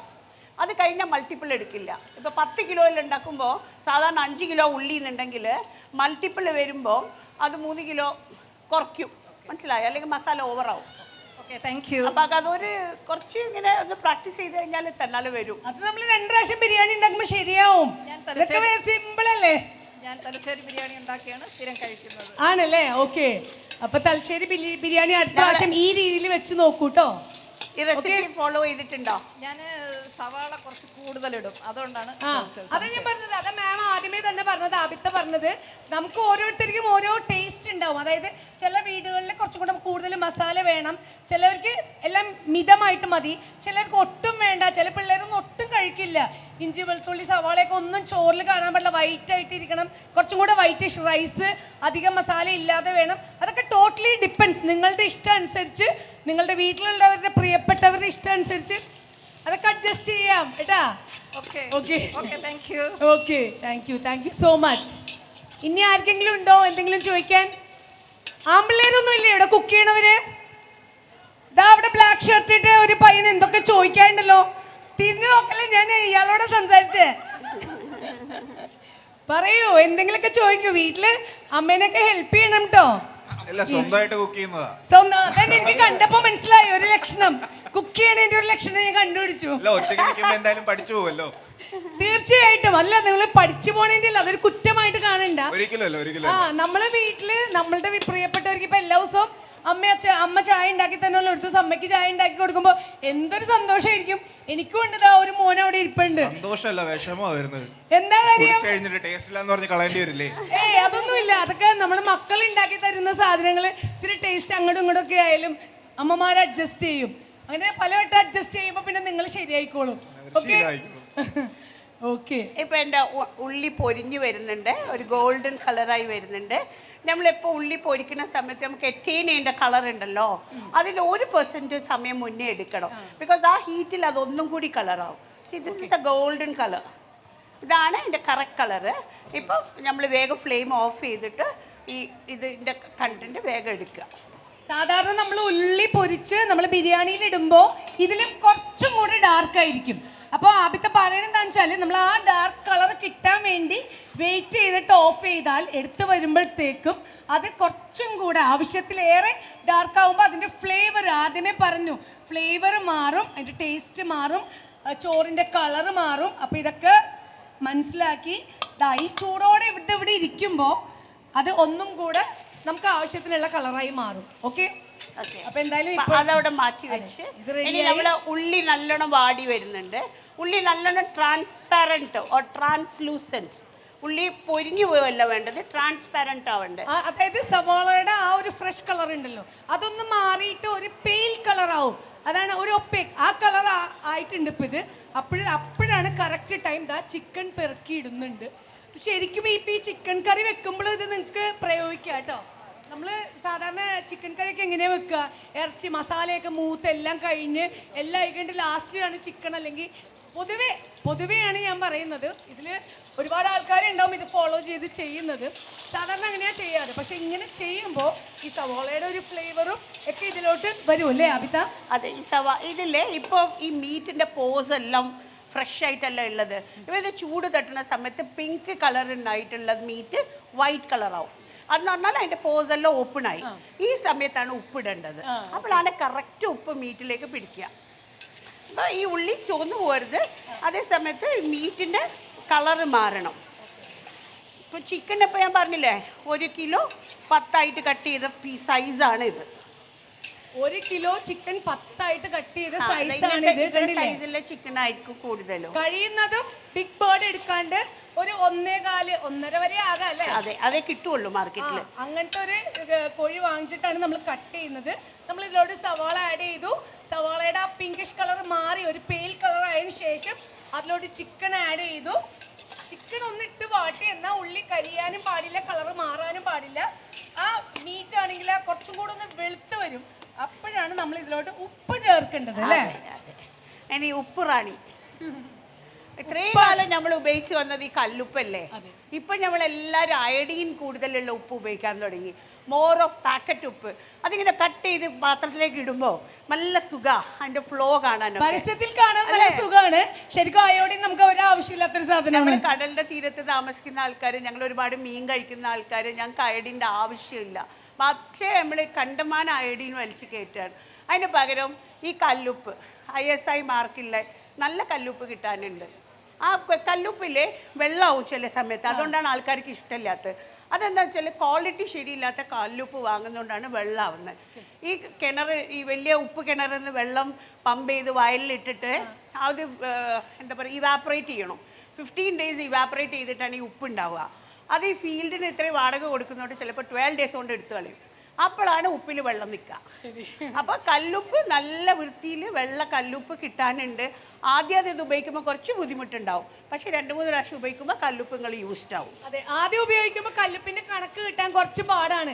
ഈ പൊടിയുപ്പ് നമുക്ക് ഇങ്ങനെ കൈകൊണ്ട് ഇട്ട് വാരി ശീലമായല്ലോ, അതിന്റെ ഒരു പ്രോബ്ലം ആണ്. പക്ഷെ 2 ദിവസം ഇത് കഴിയുമ്പോൾ ശീലമായിക്കോളും. പിന്നെ എനിക്ക് വേറെ സംശയമാണ് കേട്ടാ. എൻ്റെ ഗ്രാൻഡ് പാരൻസ് ഒക്കെ ഞാൻ കണ്ടിട്ടുള്ളതാണ് ഈ കല്ലുപ്പ്. അത് എത്രയാണ് നമുക്കിപ്പോൾ ഒരു കറിയിൽ ചേർക്കേണ്ടതെന്ന് വെച്ചിട്ടുണ്ടെങ്കിൽ, ഇപ്പം ചില എന്തെങ്കിലും ഡിഷൊക്കെ ഉണ്ടാക്കുന്ന സമയത്ത് ഒരു 2 ടേബിൾ സ്പൂണോ 3 ടേബിൾ സ്പൂൺ വെള്ളത്തിൽ ഈ ഉപ്പ് സോക്ക് ചെയ്ത് വെക്കും. എന്നിട്ട് അതിൻ്റെ വെള്ളം ചേർക്കാറുണ്ട്. അത് എന്താണ് അതിൻ്റെ മെത്തേഡ് ഓഫ് ആഡിങ് എന്ന് എനിക്കറിയില്ല. മേ ബി ഇത് ഉപ്പ് അലിയാൻ വേണ്ടിയാണോ അങ്ങനെ ചെയ്യുന്നത്? എനിക്കറിയില്ല. Because I have not. എനിക്ക് ഞങ്ങൾ ഉപ്പിട്ട് കഴിഞ്ഞാൽ ഞങ്ങൾ ഈ കുക്കിങ്ങിൽ ഇത്രയും താല്പര്യമുള്ള ആൾക്കാർ ഉപ്പ് നോക്കേണ്ട ആവശ്യമില്ല. ഞങ്ങൾക്ക് അറിയാം അത് മതി എന്നുള്ളത്. അങ്ങനെ ഒരു കാര്യം കൂടി ഞാൻ കണ്ടിട്ടുണ്ട് കേട്ടോ. ഉപ്പ് ഇങ്ങനെ കുറച്ച് വെള്ളത്തിൽ ഇട്ട് വെക്കും. എന്നിട്ട് അതൊന്ന് ഇളക്കി കഴിയുമ്പോൾ അത് നമ്മൾ കല്ലുപ്പ് തന്നെയാണല്ലോ യൂസ് ചെയ്യുന്നത്. അത് നമുക്ക് ആവശ്യത്തിന് ഇട്ടിട്ട് ഇതാക്കാൻ കുറച്ചും കൂടെ മെൽറ്റ് ചെയ്യാൻ എളുപ്പമാണല്ലോ. അപ്പം അതിൻ്റെ പിന്നിലുള്ള ടെക്നിക്കോ അല്ലെങ്കിൽ തിയറിയോ എനിക്കറിയില്ല. ബട്ട് ഐ ഹവ് സീൻ അങ്ങനെ ചെയ്യുന്നത് കണ്ടിട്ടുണ്ട്. എന്തായാലും പ്രായമായിട്ടുള്ള ആൾക്കാരുടെ ടെക്നിക്ക് എന്താണെന്ന് അറിയില്ല. അവരുടെ ടെക്നിക്സ് ആണ് ഇപ്പോഴും നല്ലത്. We have not improved out of that. നമ്മൾ ഇംപ്രൂവ് ചെയ്യാൻ നോക്കിയാലും there is something which come back again അല്ലേ? അതെന്തുകൊണ്ടാ? ഇപ്പം ഞാനില്ലേ ഇതിലേക്ക് ഇടാനുള്ള ഇഞ്ചി, പച്ചമുളക്. ഈ പച്ചമുളക് ഇല്ലെങ്കിൽ നല്ല പച്ച കളർ കാണുമ്പോൾ നല്ല എരിവുണ്ടാവും. ചെറിയതാണെങ്കിലും എരിവുണ്ടാവും. അപ്പോൾ ഈ വെള്ള പോലെയുള്ള പച്ചമുളക് ആകുമ്പോൾ എരിവുണ്ടാവില്ല. ഇത് എരിവുണ്ട്. നമുക്ക് നോക്കണം. വേണ്ട, ഞാൻ വേണമെങ്കിൽ നോക്കാം. വേണ്ട, എനിക്ക് കരയണ്ട. അപ്പോൾ കുറച്ച് പച്ചമുളക് അതില്ലേ, ഞാൻ 10, 5 എന്നൊന്നും പറയില്ല. അത് ഓരോരുത്തരുടെ വീട്ടിലേക്ക് അനുസരിച്ചിരിക്കണം. പച്ചമുളക് മിതമായ എരിവുള്ളൂ. എരിവ് വേണം. ലൈക്ക് നമ്മൾ കേരളക്കാർക്ക് ഭക്ഷണത്തിൽ അത്യാവശ്യം എരിവും പുളിയൊക്കെ വേണം. എരിവും പുളി ഇല്ലാണ്ട് കേരളീയ ഭക്ഷണം ആവില്ല. അപ്പൊ ഇതില് പച്ചമുളക് ഇട്ടു, ഇഞ്ചി ഇട്ടു, വെളുത്തുള്ളി ഇട്ടിട്ടുണ്ട് അല്ലേ? വെളുത്തുള്ളി പെടാൻ പോവാ. എത്രയാണ് ആബിത്ത നമ്മൾ ആഡ് ചെയ്യുന്നത്? 1 കിലോന് 70 grams ആണ് കണക്ക്. അപ്പൊ 2 കിലോ ആകുമ്പോൾ 140 ഗ്രാമോളം ഇടാം. ഉലിച്ചു കഴിഞ്ഞ ശേഷം ഇത് നല്ല വെളുത്തുള്ളിയിലെ ഈ പേസ്റ്റ് വാങ്ങരുത്. ചെറിയ വെളുത്തുള്ളി വാങ്ങുക. ഭയങ്കര ജപ്പാൻ വലിയ വെളുത്തുള്ളി ഉണ്ട്. അത് വരും, കുറേ ഇത് വരും, മസാല വരും. അപ്പോൾ ഭക്ഷണം കഴിക്കാൻ കഴിയാണ്ടാവും. നമുക്ക് ഉലിക്കാൻ തൊലി കളയാൻ നല്ല എളുപ്പമാണ്. വലിയ വെളുത്തുള്ളി, ചൈനീസ് വെളുത്തുള്ളി എന്ന് പറഞ്ഞിട്ട് മാർക്കറ്റിലൊക്കെ അവൈലബിൾ ആണ്. പക്ഷെ ഈ വെളുത്തുള്ളിയുടെ ടേസ്റ്റും കിട്ടും. ഇതിന് കുറച്ചും കൂടെ ഫ്ലേവർ അല്ലേ അല്ലേ? ഫ്ലേവർ മാത്രമല്ല, ഇത് അപ്പം തന്നെ ഉരിക്കാൻ പാടുള്ളൂ. 2 ദിവസം മുന്നേ ഉരിച്ച് ഫ്രിഡ്ജിൽ വെച്ചിട്ട് ഉപയോഗിക്കാൻ പാടില്ല. അതിനെ കൊന്ന ഫ്ലേവറാ. ആക്ച്വലി വെളുത്തുള്ളി എന്തിനാ? It's a flavour maker. And അത് അരച്ച് ഫ്രിഡ്ജിൽ വെച്ച് കാലങ്ങളോളം ഉപയോഗിച്ച് what is going to attain from that? അപ്പോൾ വെളുത്തുള്ളിക്ക് ഒന്നുമില്ല, തൊലിക്കാൻ ആളില്ലെങ്കിൽ ഒരു ഇടിക്കുന്ന ഉരലും ഒരു ചെറിയൊരു ഇതും വെക്കുക, ഇടുക, തോല് പൊളിക്കണ്ട. ഞാനെന്താ ചെയ്യാന്നറിയോ, നമ്മുടെ ഈ കട്ടിംഗ് ടേബിൾ ഇല്ലേ, അതിൽ ഈ വെളുത്തുള്ളി അടത്തിയിട്ട് ജസ്റ്റ് ഇങ്ങനെ കുത്തും. അത് വലിയതാകുമ്പോൾ അതിന്റെ ഉള്ളിൽ നിന്ന് ഇങ്ങോട്ട് വരുമല്ലോ. അത് വലിയ കാലിക്കാവുമ്പോൾ, ചെറിയ കാലിക്കാവുമ്പല്ലേ ഇതൊന്ന് പൊളിക്കുക തന്നെ വേണം. അപ്പൊ എന്തായാലും നമ്മളെ പുതിയ യങ്സ്റ്റേഴ്സിന് കുറെ എളുപ്പപ്പണികളുണ്ട്, പക്ഷെ അതൊന്നും ഇവിടെ നടപ്പില്ല കേട്ടോ. അപ്പൊ എന്തായാലും നമ്മുടെ എളുപ്പപ്പണിയൊക്കെ കുറച്ച് മാറ്റി വെച്ച് നമ്മൾ ഇങ്ങനെ കുറച്ച് ബുദ്ധിമുട്ടിയൊക്കെ ഉണ്ടാക്കിയാൽ അതിന് അതിൻ്റെതായിട്ടുള്ള ടേസ്റ്റ് സ്വാഭാവികമായിട്ടും ഉണ്ടാവുമല്ലോ, ഇല്ലേ? അപ്പൊ എന്തായാലും അതുകൊണ്ട് തന്നെയാണ് ആബിത്താൻ്റെ മലബാറി തലശ്ശേരി ബിരിയാണി ഇത്ര ഫേമസ്. അപ്പൊ എന്തായാലും ചിക്കൻ ഇട്ട് ഇനിയിപ്പോൾ ചതച്ച ഇഞ്ചിയും വെളുത്തുള്ളിയൊക്കെ ഇടാൻ പോവാണ്. അതുവരെ എത്തി നിൽക്കുവാണ്. ഇപ്പൊ തന്നെ എനിക്ക് നല്ല പൊരിച്ച സവാളയുടെ മണമൊക്കെ ഇവിടെ നന്നായിട്ട് അടിക്കുന്നുണ്ട്. നിങ്ങൾ ഇച്ചിരി അങ്ങ് ദൂരെ ആയതുകൊണ്ട് കിട്ടുന്നുണ്ടാവില്ല അല്ലേ? ഇത് ക്രഷ് ചെയ്യാൻ കുറച്ച് വെള്ളം ഒഴിക്കുന്നുണ്ട്, വളരെ കുറച്ച് മതി. ആ മിക്സി ഒന്ന് ഓടാൻ മാത്രം. മിക്സി ഒന്ന് ഓടാൻ വളരെ കുറച്ച് വെള്ളം കൂടി ഇട്ടിട്ടാണ് പച്ചമുളക്, ഇഞ്ചി, വെളുത്തുള്ളി മാത്രമേ ഉള്ളൂ കൂടിയിട്ടാണ് ക്രഷ് ചെയ്യുന്നത്.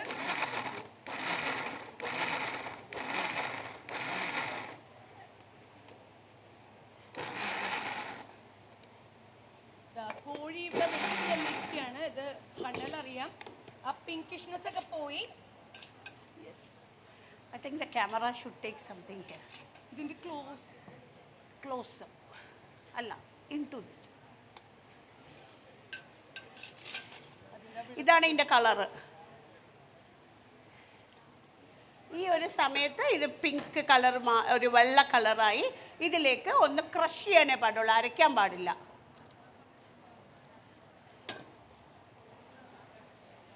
അതായത് നമ്മൾ ചതച്ച ഇഞ്ചിയും വെളുത്തുള്ളിയും പച്ചമുളകുമാണ്, അരക്കരുത്.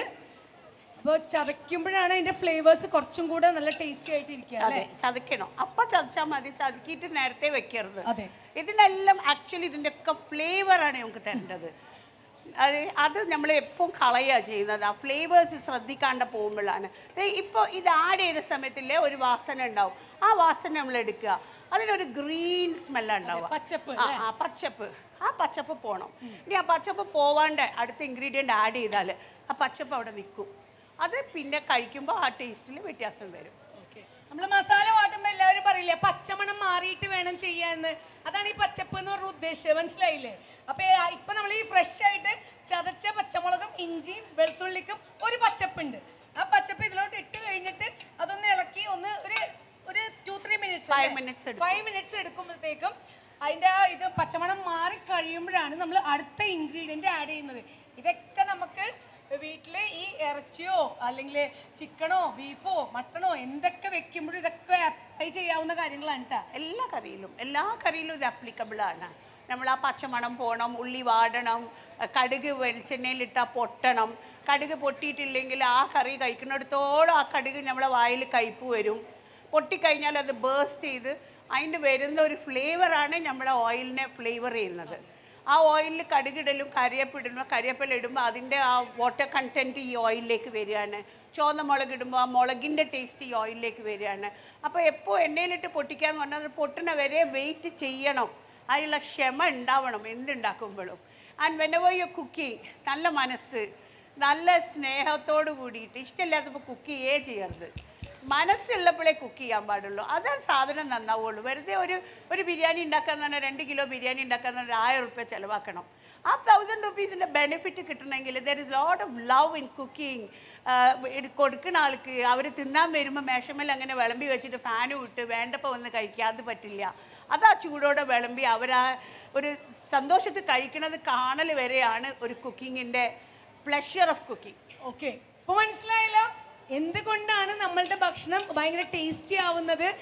എന്താ പറയുക, നമ്മുടെ വീട്ടിൽ നമ്മുടെ ഇപ്പോൾ ഭർത്താവിനാവട്ടെ കുട്ടികൾക്കാവട്ടെ നമ്മുടെ പ്രിയപ്പെട്ടവർക്ക് ഇൻലോസ് ഉണ്ടാവും, അമ്മ ഉണ്ടാവും, ഇവർക്കൊക്കെ വേണ്ടി പാചകം ചെയ്യുമ്പോൾ അവരൊക്കെ നമ്മുടെ സ്വന്തമല്ലേ. അപ്പോൾ ഇനി അത് നമ്മുടെ തൊഴിലിൻ്റെ ഒരു ഭാഗമായിക്കോട്ടെ, നമ്മൾ ചെയ്യുമ്പോൾ ഇതൊക്കെ വന്ന് കഴിക്കുന്ന ഒരുപാട് ആളുകൾ അവരുടെ വയറ് അതൊക്കെ ആലോചിച്ചിട്ട് നമുക്ക് ചെയ്യുമ്പോൾ ഇത്ര ക്ഷമയോടെ ഇത്ര എന്താ പറയുക ഒരുപാട് ഇഷ്ടത്തോടെ നമ്മളിത് പാചകം ചെയ്യുമ്പോൾ കഴിക്കുന്ന ആളുകളുടെ മുഖത്ത് വിരിയുന്നൊരു പുഞ്ചിരിയുണ്ട്. അവരുടെ വയറെന്നറിയുമ്പോൾ അല്ലെങ്കിൽ വായില ടേസ്റ്റ് നുകരുമ്പോൾ കിട്ടുന്നൊരു പുഞ്ചിരി, ആ പുഞ്ചിരിയാണ് നമ്മുടെ മനസ്സ്. ഇത് ചെയ്യുന്ന ആളുകൾക്കൊരു മനസ്സുണ്ട് കേട്ടോ, അവരുടെ മനസ്സ് അങ്ങോട്ട് നിറയും. നമ്മൾ കഴിക്കണ്ട, നമ്മുടെ മനസ്സ് സന്തോഷം കൊണ്ട് നിറയും.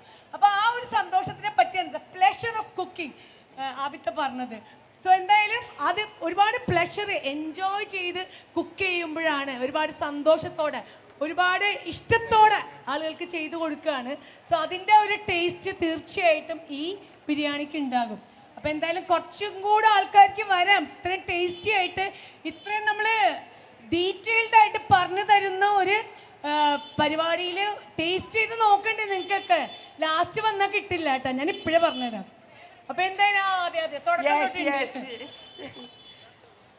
നിങ്ങൾ കഴിച്ചു നോക്കണം, എന്തായാലും കഴിച്ചു നോക്കിയിട്ട് നമ്മൾ ഈ പറയുന്നതൊക്കെ സത്യമാണോ, ഇത് ശരിയായിട്ടുണ്ടോ, എന്താണ് ഇതിൻ്റെ അഭിപ്രായം, തീർച്ചയായിട്ടും രേഖപ്പെടുത്തണം. ഓക്കെ. ഇപ്പം ഞാനിതിൽ കുക്ക് ചെയ്യുന്നത് മട്ടനാണ്. ഈ ബിരിയാണീൻ്റെ ഇതേ മെത്തേഡ് തന്നെയാണ്, അല്ല ചിക്കനാണ്, മട്ടനും ബീഫിനും എന്തിനാണെങ്കിലും സെയിം മെത്തേഡാണ് ബേസിക്കലി. അപ്പോൾ ഇനി എന്ത് ഫിഷ് ഉണ്ടാക്കുകയാണെങ്കിലും എല്ലാത്തിനും ഇതേ മെത്തേഡ് തന്നെ യൂസ് ചെയ്താൽ മതി. അപ്പോൾ ഈ വാസന പോകണമെന്ന് പറഞ്ഞില്ലേ, അത് ഇടയ്ക്കിടന്ന് ചെക്ക് ചെയ്ത് നോക്കുക, അപ്പോൾ പച്ചമണം പോയോ എന്നുള്ളത്. മാറിയോ ഒന്ന് നോക്കിയേ, ഈ വാസന എന്തായിന്ന് നേരത്തെ വ്യത്യാസമില്ലേ? വ്യത്യാസമുണ്ട്. ഓക്കെ. ആ സമയത്താണ് നമ്മൾക്ക് ഇനി കുക്കിംഗ് ഇൻഗ്രീഡിയൻ്റ് ആയിട്ട് ഇതിനെ കുക്ക് ചെയ്യാൻ എന്തെങ്കിലും വെള്ളം വേണമല്ലോ. ഫ്രിഡ്ജിൽ വെച്ച ചിക്കൻ ആണെങ്കിൽ അതിന് തന്നെ വെള്ളം പിന്നെയും വരും. അപ്പോൾ അത് വലിയ ബുദ്ധിമുട്ടായിരിക്കും ഫ്രിഡ്ജിൽ വെച്ചാൽ. അപ്പോൾ കഴിയുന്നതും വേറെ വെള്ളം ഉപയോഗിക്കരുത്. ഓക്കെ. ഈ പച്ചമണം മാറിയാന്ന് നോക്കാൻ ഞാനൊരു കാര്യം പറഞ്ഞുതരാം. എന്താ വെച്ചാൽ നമ്മൾ ആദ്യം പച്ചമുളക്, ഇഞ്ചി, വെളുത്തുള്ളിയൊക്കെ ഇടുമ്പോൾ ഇല്ലേ, അതിനൊരു റോ സ്മെല്ലായിരിക്കും. അപ്പം നമുക്ക് സ്മെല്ല് ചെയ്യുമ്പോൾ ആ പച്ചമുളകിൻ്റെ കുത്തുകൊണ്ട് നമുക്ക് തുമ്മലൊക്കെ വരും, അല്ലെങ്കിൽ ചുമ വരും. പക്ഷേ ഇപ്പം നമ്മളിത് വേണ്ട, ഈ സ്മെല്ല് എടുക്കുമ്പോൾ അത് കുക്ക്ഡ് ആയി കഴിഞ്ഞു, അതിൻ്റെ പച്ചപ്പ് മാറി. അതുകൊണ്ടാണ് നമുക്ക് ആ വ്യത്യാസം മനസ്സിലാവുന്നത്. ഓക്കെ. ഇത് നിങ്ങൾക്ക് കുറച്ചും കൂടി എളുപ്പമാക്കാൻ ഞാനൊരു ചെറിയ സൂത്രം പറഞ്ഞു തന്നാണ്. അപ്പം എന്തായാലും ഇതിലേക്ക് തക്കാളി, ഇപ്പോഴത്തെ തക്കാളിയിലെ ചിക്കനെക്കാട്ടിയും വേവാ. അതാണെങ്കിൽ ഭയങ്കര ഇങ്ങനെ പൊന്തി നിൽക്കും. അപ്പം കഴിയുന്നതും ചെറുതാക്കി കട്ട് ചെയ്യുക, അല്ലെങ്കിൽ നല്ലോണം ഒന്ന് സ്ക്വീസ് ചെയ്തിടുക. തക്കാളിക്കാണ് കൂടുതൽ സമയം വേണ്ടത്. അപ്പോൾ എത്രത്തോളം തക്കാളി കൂടുതൽ ഉപയോഗിക്കണം അത്രത്തോളം വെള്ളം കൂടും. അപ്പോൾ കഴിയുന്നതും തൈര്, കട്ടിയില്ല തൈര്, കുറച്ച് നേരം തൈര്, വല്ലാണ്ട് വെള്ളം പോലത്തെ തൈരില്ലാണ്ട് നല്ല കട്ടിയിൽ തൈര് എടുക്കുക. വെള്ളം കോഴി വേഗം വന്നു പോകും. പിന്നെ ഈ മസാല അഥവാ അങ്ങനെ വന്നിട്ടുണ്ടെങ്കിൽ മസാലയിലെ വെള്ളം എടുത്ത് വറ്റിച്ച് തിരിച്ചിട്ടാൽ മതി. ഒരു പാക്കറ്റ് തൈരാണ് അല്ലേ നമ്മൾ ഇതിൽ ആഡ് ചെയ്തിരിക്കുന്നത്? അതെ, 1 കിലോ വരെ ഒരു പാക്കറ്റ് മതി. 1 കിലോ വരെ ഒരു പാക്കറ്റ്. അര കിലോ ആണെങ്കിൽ ഒരു പാക്കറ്റ് വേണം, 1 കിലോ ആണെങ്കിൽ ഒരു പാക്കറ്റ് മതി. ഇത് കുക്കിങ്ങിന് ആവശ്യമുള്ള ആ വെള്ളത്തിന്റെ ഇതാണ് ഇതിൽ വരുന്നത്. ഇതൊരു വലിയ കണക്കാണ് കേട്ടോ. 1/2 കിലോ ആണെങ്കിലും 1 കിലോ ആണെങ്കിലും ഒരു പാക്കറ്റ് തൈര് വേണം. 1 കിലോക്ക് മേളിലാണെങ്കിൽ 1 കിലോക്ക് മേലാണെങ്കിൽ ഒരു അര പാക്കറ്റും കൂടി ഒഴിച്ചു കൊടുക്കണം. 1 കിലോക്ക് മേളിലാണെങ്കിൽ ഒരു അര പാക്കറ്റ് കൂടി ഒഴിച്ചു കൊടുക്കാം. ഇതിൽ വേറെ എക്സ്ട്രാ വെള്ളമൊന്നും നമ്മൾ ചേർക്കുന്നില്ല. അപ്പം ഇത് കുക്ക് ചെയ്യാനുള്ള വെള്ളമാണ് നമ്മുടെ ഈ തൈരിന്നൊക്കെ വരുന്നത് അല്ലേ. തക്കാളി നമ്മൾ എത്ര ഇട്ടു ആബിത്ത? ഒരു 2 തക്കാളി മതി. അതിലെ ഞങ്ങളൊന്നും സാധാരണ ഓരോ റീജിയനിൽ ഓരോ മാതിരിയാണ്. ചില ആൾക്കാരൊന്നും തീരെ തക്കാളി ഇടൂല. തക്കാളി ഈസ് എ ന്യൂ ഇൻഗ്രീഡിയൻറ്റ് നമ്മളെ മാപ്പിള കുസീനിൽ ശരിക്കും പറയുകയാണെങ്കിൽ. പണ്ടൊന്നും തക്കാളി ഇല്ല. ഈ തക്കാളിക്ക് പകരം തൈരിടുമ്പോൾ തക്കാളീൻ്റെ ആവശ്യമില്ല. പക്ഷേ ചില ആൾക്കാർക്ക് നല്ലോണം ഗ്രേവി വേണം. അപ്പോൾ ഗ്രേവി വേണമെങ്കിൽ തക്കാളി ഇട്ടാലേ ഗ്രേവി കിട്ടുള്ളൂ. അപ്പോൾ തക്കാളി വെന്തുടയുമ്പോൾ ആ ഗ്രേവിക്കൊരു കട്ടിയും കൂടെ കിട്ടും അല്ലേ? തക്കാളി വലിയ കട്ടിയൊന്നും തരുന്നില്ല. ആക്ച്വലി അത്രത്തോളം തക്കാളി നമ്മൾ ഇടുന്നില്ല. ഓക്കെ. നമ്മൾ ഇതിലാകെ 2 തക്കാളി ഇട്ടിട്ടുള്ളൂ. തക്കാളി ഗ്രേവി തരും, അല്ലാണ്ട് ഗ്രേവി തക്കാളി തരും. തക്കാളി ഉള്ളിയാണല്ലോ നമ്മുടെ ഗ്രേവി, വേറെ ഒന്നും ഇതിൽ വരുന്നില്ല. പിന്നെ ഇതിലുള്ള ഒറ്റ കാര്യം എന്താണെന്ന് പറയുക, ഞാൻ ഒരു മസാല ഉപയോഗിക്കില്ല. മഞ്ഞൾ വേണ്ട, മുളക് വേണ്ട, കുരുമുളക് വേണ്ട, മല്ലിപ്പൊടി വേണ്ട. എല്ലാവരും അടുത്തുള്ള എല്ലാ സാധനവും ഇടും. അപ്പോൾ വിചാരിക്കും ഇതൊക്കെ ഇട്ടല്ല നന്നാവുകയെന്ന്. ഒരിക്കലും അല്ല. The most simpler it is the better the product is. Okay. മഞ്ഞൾ, മല്ലിപ്പൊടിയൊക്കെ നിർബന്ധമായിട്ടും ഒരുവിധം എല്ലാ ബിരിയാണി റെസിപ്പീസിലും ഉള്ളൊരു കാര്യമാണ്. സോ ഇതിൻ്റെ പ്രത്യേകത നമ്മൾ മഞ്ഞൾ ഇടുന്നില്ല, മല്ലിപ്പൊടി ഇടുന്നില്ല, കുരുമുളക് പൊടി കൂടി ഇടുന്നില്ല അല്ലേ? ഒരു പൊടിയും ഇല്ല. അപ്പോൾ ഇത് വെളുത്തിരിക്കില്ലേ, കാണാനൊരു ഭംഗി ഉണ്ടാവില്ല. ഇതായിരിക്കും നമ്മളെ ക്വസ്റ്റ്യൻ. നമ്മളിപ്പോൾ ഡ്രസ്സ് നമ്മൾ മറ്റേ ഇൻഡിഗോ കളർ ഡ്രസ്സ് ഇടുന്നത്, അതെന്തിലാ കളർ ചെയ്യുന്നത്? ആക്ച്വലി ഉള്ളിൻ്റെ തോല് പുഴുങ്ങിയിട്ട് ഭൂമിൻ്റെ അടിയിൽ കൊഴിച്ചു വിട്ടിട്ടാണ് ഇൻഡിഗോൻ്റെ കളർ ഫോം ചെയ്യുന്നത്. അത് ഉള്ളിത്തോല. അപ്പോൾ ഈ ഉള്ളിത്തോല് എന്ന് പറയുന്നത്, ഉള്ളി എന്ന് പറയുന്ന സാധനം ഒരുപാട് കളറിങ്ങിനൊക്കെ ഉപയോഗിക്കുന്ന സാധനമാണ്. ഓക്കെ. ഇപ്പോൾ നമ്മൾ പൊരിച്ചു വെച്ച ആ ഉള്ളിയില്ലേ, അതിങ്ങനെ കട്ട പിടിക്കും. നേരത്തെ പൊരിച്ച് കുറച്ച് ഡബയിലാക്കി ഫ്രിഡ്ജിൽ വെക്കുക. അന്നന്ന് പൊരിക്കണമെന്നില്ല. ബിക്കോസ് ഇത്രയും ഓയിൽ നമ്മൾ ഓൾറെഡി യൂസ് ചെയ്യുന്നുണ്ടല്ലോ. അപ്പോൾ ആ ഓയിലിൽ കുറച്ച് തോനെ ഉള്ളി പൊരിച്ച് ഫ്രിഡ്ജിൽ എടുത്തു വെച്ചാൽ എപ്പോൾ എന്ത് കറി ഉണ്ടാക്കുമ്പോഴും, ഇപ്പോൾ നമ്മൾ ഇറച്ചിക്കറിയൊക്കെ ഉണ്ടാക്കി കഴിഞ്ഞ് തേങ്ങാപ്പാലിന് ബുദ്ധിമുട്ടുണ്ട. തേങ്ങാപ്പാലില്ലെങ്കിൽ കുറച്ച് ഉള്ളി പൊരിച്ച് കിട്ടാൽ മതി. അതൊരു വലിയ കാര്യമാണ് കേട്ടോ. തേങ്ങാപ്പാലിന് പകരം തേങ്ങാപ്പാൽ ഇല്ലെങ്കിലും കുറച്ച് ഉള്ളി പൊരിച്ചത് ഇട്ടാൽ മതി. കറി ഒന്ന് നല്ല നല്ല ടേസ്റ്റ് ആയിട്ട് വരും. കുറച്ച് ഗരം മസാലയും കുറച്ച് ഉള്ളി പൊരിച്ചും ഇട്ടാൽ മതി. അപ്പോൾ ഉള്ളി പൊരിച്ചത് ഒരു ഇൻഗ്രീഡിയൻ്റ് ആയിട്ട് എപ്പോഴും നമ്മളെ വീട്ടിലുണ്ടാവണം. ഇനി ഫ്രിഡ്ജിൽ വെച്ചിട്ടില്ലെങ്കിൽ ഉള്ളി പൊരിച്ചാൽ ഒന്നും ആവില്ല. ബിക്കോസ് നമ്മളിത് എണ്ണയിൽ ഇട്ടിട്ട് ഇതിൻ്റെ വാട്ടർ കണ്ടൻറ്റ് അങ്ങനെ എടുത്ത് കളയാണ്. It's a sort of preservation. പക്ഷെ ഉള്ളി ഇതുപോലെ പൊരിക്കണം നമ്മൾ, ഒരുപാട് കരിഞ്ഞു പോകരുത്. അത് ഒരേ തീയിൽ ഇങ്ങനെ നിന്ന് ഒരേപോലെ അല്ലെ ഈവൻലി നമ്മൾ പൊരിച്ചെടുക്കണം. Evenly coloured. അതെ, നോക്കേ ഇതിപ്പോ നിങ്ങൾക്ക് നോക്കിയാൽ അറിയാം, വെറുതെ പറയുമല്ല. നോക്ക്, ഇറ്റ്സ് ഈവൻലി കളേർഡ്. ഒരു ഉള്ളി പോലും, ഒരു ഉള്ളിയുടെ സ്ട്രാൻഡ് പോലും കറുപ്പായിട്ട് വന്നിട്ടില്ല. അപ്പൊ അതൊക്കെ തന്നെയാണ് നമ്മൾ വളരെ സസൂക്ഷ്മം ചെയ്തിരിക്കുന്ന ഒരു പ്രക്രിയയാണ് ഇത് ചെയ്തിരിക്കുന്നത്. ഇതിലെ കുറച്ചൊന്ന് ചൂടാക്കി അല്ലെങ്കിൽ ചൂടുള്ളെടുത്ത് വെച്ച് കഴിഞ്ഞാൽ അതിൻ്റെ മേലെ പിടിച്ചിരിക്കുന്ന എണ്ണ ഉണ്ടല്ലോ, അത് ലൂസായി കഴിഞ്ഞാൽ വീണ്ടും ക്രിസ്പി ആവും. അപ്പോൾ ഇങ്ങനെ ഈ കട്ടയായിട്ട് ഇടരുത്. കട്ടയായിട്ട് ഇട്ട് കഴിഞ്ഞാൽ ആ കട്ട പോലെ ഇങ്ങനെ ഇരിക്കും. ഇങ്ങനെ ലൂസായിട്ട് ഇടുന്ന സമയത്തില്ലേ അത് സ്പ്രിങ്കിൾ ചെയ്ത് ഇതിലേക്ക് ഇടുക. ഇത് അലിഞ്ഞ് ഈ ചിക്കനിലേക്ക് അങ്ങോട്ട് മേർജ് ചെയ്യണം. ഇതിപ്പോൾ നമ്മൾക്ക് കുറച്ച് അവിടെ നമുക്ക് ഡെക്കറേഷൻ നടവെക്കുക. ഇത് മേർജ് ചെയ്ത് ഇതിൻ്റെ അകത്തേക്ക് അത് കുക്കാവും. ഓക്കെ, അപ്പോൾ കുറച്ച് നമ്മൾ ഡെക്കറേഷനെ മാറ്റി വെച്ചിട്ട് ബാക്കി മുഴുവനും നമ്മൾ വിതറി കൈകൊണ്ട് അടർത്തി വിതറിയാണ് ഇതിലോട്ട് ഇട്ടിരിക്കുന്നത്. ഉള്ളി നമുക്ക് പൊരിച്ച് ഫ്രീസറിൽ സ്റ്റോർ ചെയ്യാം, ഫ്രിഡ്ജിൽ സ്റ്റോർ ചെയ്യാമെന്ന് പറഞ്ഞു. ആവശ്യാനുസരണം അത് എടുത്ത് പുറത്ത് വെച്ച് ഒരു 5-10 മിനിറ്റ് കഴിയുമ്പോൾ സ്വാഭാവികമായിട്ടും അതിൻ്റെ ആ തണുപ്പ് അങ്ങോട്ട് വിട്ടുമാറി കഴിയുമ്പോൾ ഇതുപോലെ തന്നെ കൈവച്ച് അടർത്തി കൊടുത്താൽ ഓക്കെ ആവുന്നതാണ്. എന്ത് വിഭവം ഉണ്ടാക്കുമ്പോഴും അതിൻ്റെ കൂടെ ഇത് ആഡ് ചെയ്യാം. തേങ്ങാപ്പാൽ ഉപയോഗിക്കുന്ന ഡിഷിൽ പോലും തേങ്ങാപ്പാലിന് പകരം നമുക്ക് ഇതുപോലെ ഉള്ളി ഇട്ടാൽ നല്ല ടേസ്റ്റിയും ഒരു സ്പെഷ്യൽ ടേസ്റ്റും ആയിരിക്കും, നല്ല ഫ്ലേവറും കിട്ടും. കാരണം പറഞ്ഞല്ലോ, നമ്മുടെ ഉള്ളി ഇങ്ങനെ ചെയ്യുമ്പോൾ അതിൻ്റെ ഒരു സ്വാദ്, അതാണ് ഇതിൻ്റെ ഫ്ലേവേഴ്സ്. അപ്പോൾ എന്തായാലും അതുകൂടി ഇട്ടിട്ടുണ്ടെങ്കിൽ ഇനിയിപ്പോൾ കളർ താനേ വരും ഇതിൽ. എന്തായാലും ഞാൻ വെയിറ്റ് ചെയ്ത് നിൽക്കുവാണ്. തൈരൊക്കെ തിളച്ച ശേഷമാണ് കേട്ടോ ഉള്ളി ഇട്ട് കൊടുത്തത്. ഞാനിതിൽ നെയ്യ് ആകെ 1 ടേബിൾ സ്പൂൺ നെയ്യേ ഉപയോഗിച്ചിട്ടുള്ളൂ കേട്ടോ ഇതുവരെ. അതെ, നമ്മളെ സവാള പൊരിച്ച സമയത്ത്, സവാള പൊരിക്കുന്ന സമയത്ത് മാത്രമേ ഉപയോഗിച്ചിട്ടുള്ളൂ. ഒരുപാട് എക്സ്പെൻസീവ് ആക്കിയിട്ട് ഉണ്ടാക്കാനുള്ള ഒരു ഇതിലേക്ക് പോകേണ്ട ആവശ്യമില്ല. അതില്ലാണ്ട് തന്നെ നമുക്ക് ടേസ്റ്റ് ഡെവലപ്പ് ചെയ്യാം. ഏതൊരു സാധാരണക്കാരനും ഉണ്ടാക്കാൻ പറ്റുന്ന ഒരു വിഭവമാണ് തലശ്ശേരി ബിരിയാണി അല്ലേ? ഇത് ഭയങ്കര കുറെ നെയ്യ് വാങ്ങണം, കുറെ അത് വാങ്ങണം, ഇത് വാങ്ങണം, ഒന്നുമില്ല. ആകെ 1 സ്പൂൺ നെയ്യാണ് നമ്മൾ ഇട്ടിരിക്കുന്നത്. ബാക്കി നമ്മുടെ വീട്ടിൽ സാധാരണ ഉപയോഗത്തിന് വാങ്ങുന്ന എണ്ണയാണ് ഉപയോഗിച്ചിരിക്കുന്നത്. അത് വെളിച്ചെണ്ണ വേണോ വേറെ എന്ത് എണ്ണ വേണോ, എന്തെണ്ണയാലും കുഴപ്പമില്ല. നെയ്യ് ഇടുന്ന സമയത്ത് ആ എണ്ണയുടെ ഫ്ലേവർ കവിഞ്ഞ് ആ നെയ്യ് അതിനെ ഡോമിനേറ്റ് ചെയ്യും. വെളിച്ചെണ്ണ ചിലപ്പോൾ വെളിച്ചെണ്ണൻ്റെ ഒരു ചൊയ ഉണ്ടാവുമല്ലോ, അതിനെ ഡോമിനേറ്റ് ചെയ്യും ഈ 1 സ്പൂൺ നെയ്യ്. അപ്പോൾ ഈ 1 സ്പൂൺ നെയ്യ് നമ്മൾ ഇതിൽ ആഡ് ചെയ്യുമ്പോൾ അത് എൻഹാൻസ് ചെയ്യാണ്. സാധാരണ നമ്മൾ ഉണ്ണിയപ്പമൊക്കെ വറുക്കുമ്പോൾ എണ്ണ ഒഴിച്ചിട്ട് അതേ പാനിൽ തന്നെ 1 സ്പൂൺ നെയ്യ് ഇട്ടിട്ട് ഞാൻ ചെയ്യാറുണ്ട്.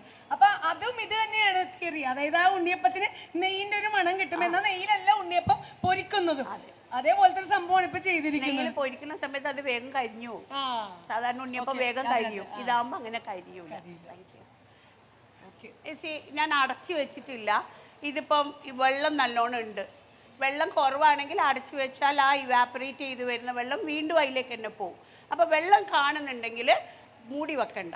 പിന്നെ ഇതിൻ്റെ അറോമ ഇതെല്ലായിടത്തും അങ്ങോട്ട് വരട്ടെ. അപ്പോൾ വിശക്കട്ടെ, വിശക്കുമ്പോൾ തിന്നുമ്പോഴേ ബിരിയാണിക്ക് ടേസ്റ്റ് ഉണ്ടാവും. മാത്രമല്ല നമ്മൾ സവാള ഇട്ട ശേഷം ഇളക്കിയിട്ടില്ല അല്ലേ? ഇല്ല, ഇളക്കുന്നതിനൊന്നും കുഴപ്പമില്ല. അടി പിടിക്കുന്നത് ശ്രദ്ധിച്ചാൽ മതി, വേറെ ഒന്നും ഇല്ലില്ല. ഓക്കെ, ഈ ചിക്കൻ എന്ന് പറഞ്ഞാൽ ബ്രോയിലർ ചിക്കൻ അല്ലേ, പെട്ടെന്ന് വേവും. അത് അപ്പോഴത്തേക്ക് വെള്ളം ഇതാവില്ല, വറ്റില്ല. ഓക്കെ, ഇനി ഗരം മസാല ഇടണം. ഇനി നമുക്കിതിൽ ഗരം മസാലയുടെ കാര്യം പറയുമ്പോൾ ഒരു കാര്യം പറയാനുണ്ട്. കാരണം ആബിത്താക്ക് തന്നെ ഗരം മസാലയുടെ ഒരു ഇതുണ്ട്, AR അല്ലേ, ആബിദ റഷീദിന്റെ garam masala. It's in the market.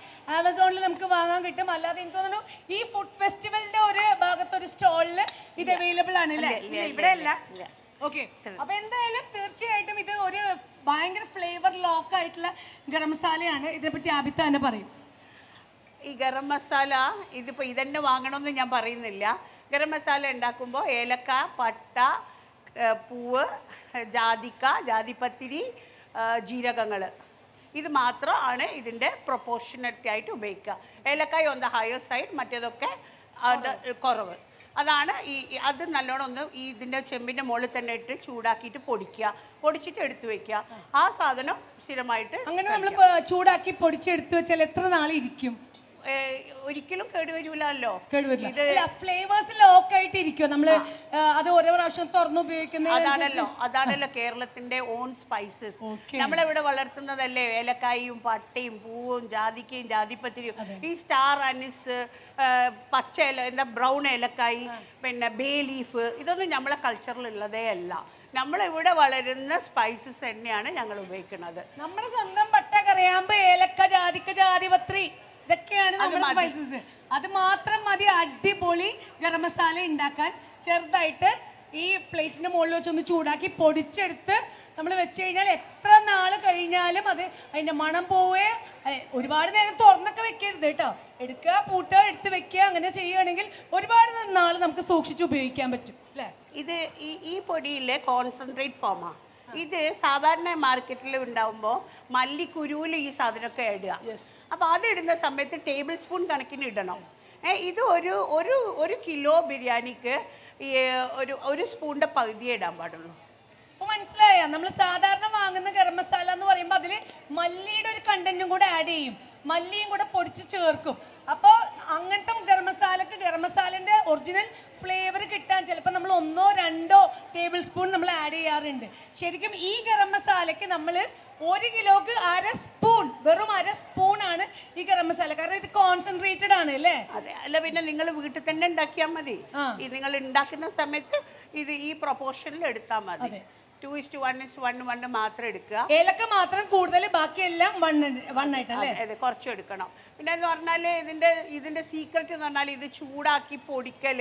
പിന്നെ നമ്മളൊരു കമ്പനി ആകുമ്പോൾ നമ്മൾ ISI മാർക്കിങ്ങിനും അതിൻ്റെ പ്രോഡക്റ്റിനും വേണ്ടിയിട്ട് നമ്മൾ ഒരുപാട് എന്താ പറയുക അതിൻ്റെ കോൺസെൻട്രേറ്റ് ചെയ്തൊക്കെ ചെയ്യുന്നതാണ്. വീട്ടിലാകുമ്പോൾ ചിലപ്പോൾ നിങ്ങൾ ഓവർ ചൂടാക്കും, അല്ലെങ്കിൽ ചൂട് കുറയും, അങ്ങനെ. അപ്പോൾ ഒരു ഡബ്ബ ഉണ്ടെങ്കിൽ 5 ഗ്രാംസിൻ്റെ ഒരു കിലോന് 5 ഗ്രാംസാണ് വരിക. അപ്പോൾ നമ്മൾ സാധാരണ ഏലക്കായി പട്ടയൊക്കെ വാങ്ങി പൊടിക്കുമ്പോൾ ഒരുപാട് എക്സ്പെൻസീവും ആവും. ഇതാകുമ്പോൾ ഒരു 70 കിലോ ബിരിയാണി വരെ ഉണ്ടാക്കാം. ഈ ഒരു ഇതിൽ എത്ര ഗ്രാം ഉണ്ട്? അതിൽ 80 ഗ്രാംസ് 100 ഗ്രാംസിൻ്റെ അടുത്തുണ്ട്. 100 ഗ്രാമിൻ്റെ അടുത്ത് 5 എണ്ണാകുമ്പോൾ എത്രയായി? അല്ല, നമ്മൾ ക്വാണ്ടിറ്റി ഉണ്ടാക്കുമ്പോഴേ ഞാൻ പറഞ്ഞില്ലേ എപ്പോൾ വോള്യൂം കൂട്ടുമ്പോൾ 1 കിലോ വെച്ചിട്ടാണ് ഇപ്പൊ ഇത് കൂട്ടിയേക്കണത്. 1 കിലോക്ക് 5 ഗ്രാം അല്ലേ? അപ്പൊ 10 കിലോ ഒക്കെ ഉണ്ടാക്കുമ്പോൾ മാക്സിമം ഒരു 20 ഗ്രാംസ് ഒക്കെ ഇട്ടാൽ മതി. അതായത് നമ്മൾ 1 കിലോക്ക് 5 ഗ്രാം എന്ന് പറയുമ്പോൾ 10 കിലോക്ക് 5 വെച്ച് മൾട്ടിപ്ലൈ ചെയ്യണ്ട. വോളിയം കൂടുമ്പോൾ നമുക്ക് കുറച്ചിട്ടാ മതി. അത് ഇതിനു മുമ്പ് നമ്മൾ ആ കണക്കിൽ പറഞ്ഞല്ലേ? അപ്പൊ അങ്ങനെ ചെയ്താൽ മതി. അപ്പൊ എന്തായാലും ഇത് ഒത്തിരി ഫ്ലേവേഴ്സ് ലോക്ക്ഡ് ആയിട്ടുള്ള ഒരു ഗരം മസാലയാണ്. എന്താ ഒരു സെലിബ്രിറ്റി ഷെഫ് എന്നതിൽ അപ്പുറം she is a business woman, sari സെല്ലേഴ്സിൻ്റെ ഓണറാണ്. And now she is into ഒത്തിരി കുക്കിംഗ് പ്രോഡക്ട്സ് ഒക്കെ ചെയ്യുന്നുണ്ട്. അപ്പോൾ ഇതൊക്കെ വലിയ വലിയ കാര്യങ്ങളാണ്. ഇവിടെ ഒത്തിരി സ്ത്രീകളുണ്ട്, നമുക്കൊക്കെ ഒത്തിരി മോട്ടിവേഷൻ തരുന്ന കാര്യങ്ങളാണ്. ഒന്നും ഇമ്പോസിബിൾ അല്ല. Everything is possible for every woman. Everything is possible. No എന്നുള്ള വാക്ക് നമ്മുടെ ഡിക്ഷണറി എന്തിനാ വെക്കുന്നേ? വൈ? അതൊരു ചോദ്യമാണ്. കാരണം നമ്മൾ എന്താവണം എന്ന് തീരുമാനിക്കേണ്ടത് നമ്മളാണ്. ഇന്ന് സമൂഹം നമ്മൾ അതിനെ അനുവദിക്കുന്നുണ്ട്, നമ്മുടെ വീട്ടിലുള്ളവർ നമ്മൾ അതിന് സപ്പോർട്ട് ചെയ്യുന്നുണ്ട്. സോ എവറി വുമൺ, എൻ്റെ ഒരു അഭിപ്രായത്തിൽ every woman should come forward and do whatever they please and make them happy. Okay? നമ്മളെ സ്വന്തം പൈസ ഉണ്ടാവുമ്പോഴേ ഒരു 10 രൂപ തരുമോ 10 രൂപ തരുമോ എന്ന് ചോദിച്ച് നടക്കണ്ട.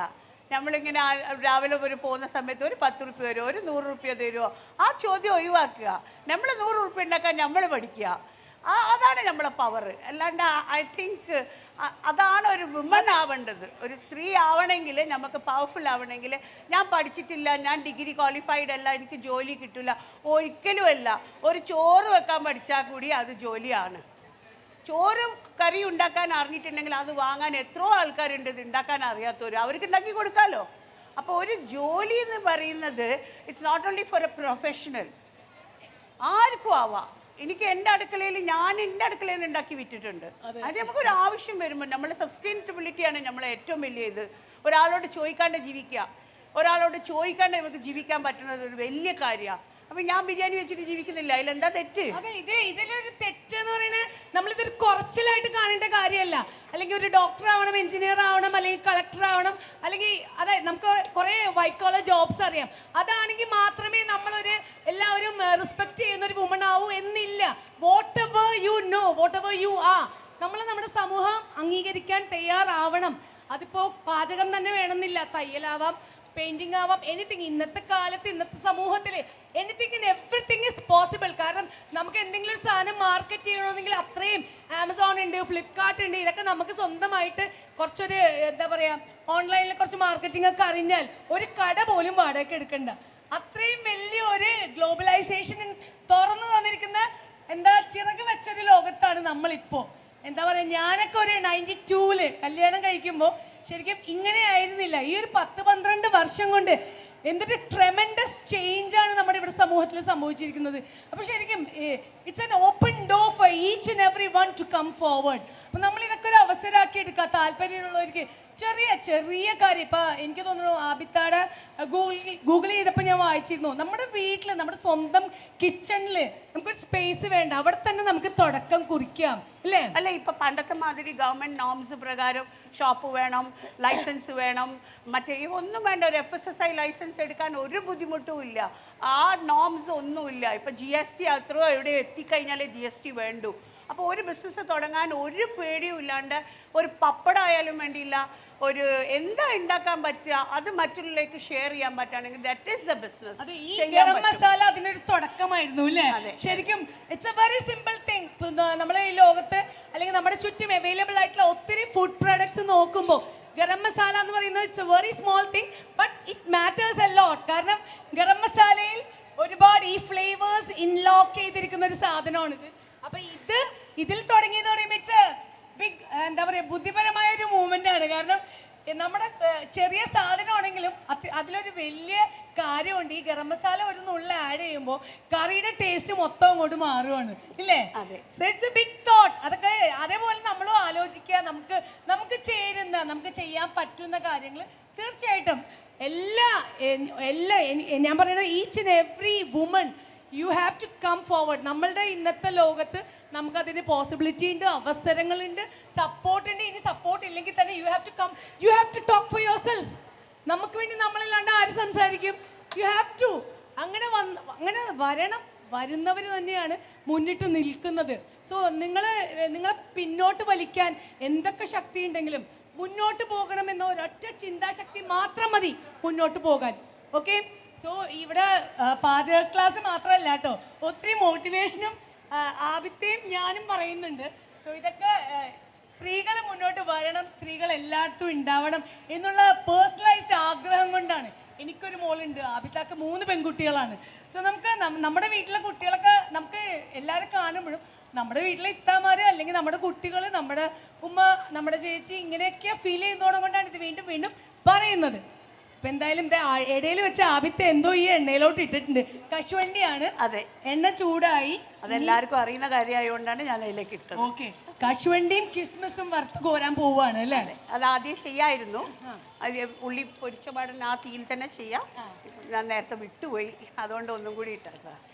ഓക്കെ, വെള്ളം വറ്റാനുള്ള താമസമാണ്. ചിക്കൻ ഓൾമോസ്റ്റ് വന്നിട്ടുണ്ട്.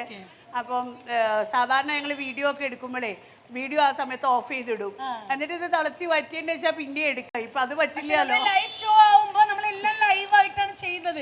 ഇതിലൊരു മായോ മന്ത്രമോ ഒന്നും ഇല്ല കേട്ടോ. എന്തൊക്കെയാണ് ഇടുന്നത്, എന്തൊക്കെയാണ് ചെയ്യുന്നത്, വാട്ട് എവർ ഇസ് ഹാപ്പനിങ് നിങ്ങളുടെ മുമ്പിൽ വെച്ച് തന്നെയാണ് ചെയ്യുന്നത്.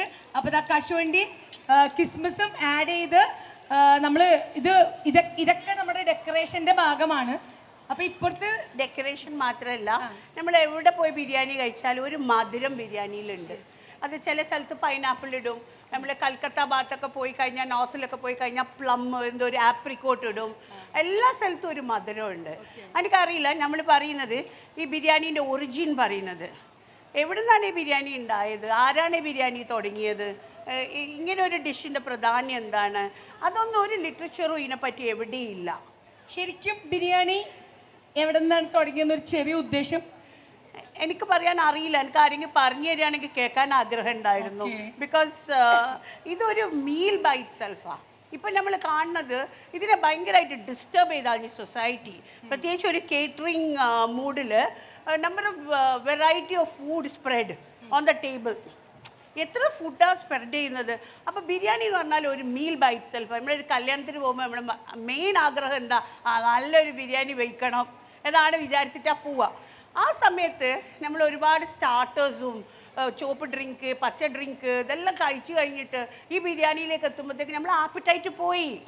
അതേ സമയത്ത് ഒരു ബിരിയാണി കഴിക്കാൻ വന്നതാണ്, ആ ബിരിയാണിയാണ് കഴിക്കണമെന്നുണ്ടെങ്കിൽ അതിന് നമ്മളെ ഭാഷയിൽ പറയൂ റാഹത്ത്. എനിക്കറിയില്ല ഇവിടെ തിരുവനന്തപുരത്ത് എന്താ പറയുക.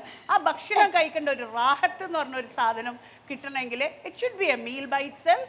അത് പൊളിക്കുമ്പോൾ അത് മണക്കണം, അത് ആസ്വദിക്കണം, അത് സ്നേഹത്തോടു കൂടി തിന്നണം. ഇതാണ് ഒരു ബിരിയാണി. അത് വളരെ ഇമ്പോർട്ടൻ്റ്. അറിയുമ്പോഴേ നമ്മൾ റാഹത്തായി എന്ന് പറയുന്നത് കേട്ടിട്ടുണ്ട് ഇല്ലേ? അതന്നെയല്ലേ പറഞ്ഞത്?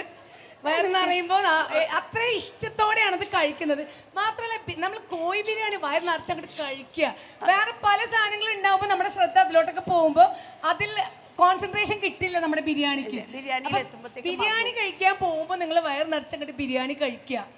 അപ്പൊ റാഹത്തായി എന്ന് പറയാ അപ്പോഴാണ് നല്ല അവിടുത്തെ ആ കല്യാണം ഓർമ്മ ഉണ്ടാവും. കുറെ കാലം കഴിഞ്ഞാൽ ഒരു ഭക്ഷണം നല്ലത് കഴിച്ചു കഴിഞ്ഞാൽ അന്ന് നമ്മൾ ആ അവിടുന്ന് കഴിച്ച ബിരിയാണി ഇല്ലേ, അത് എപ്പോഴും മറക്കില്ല.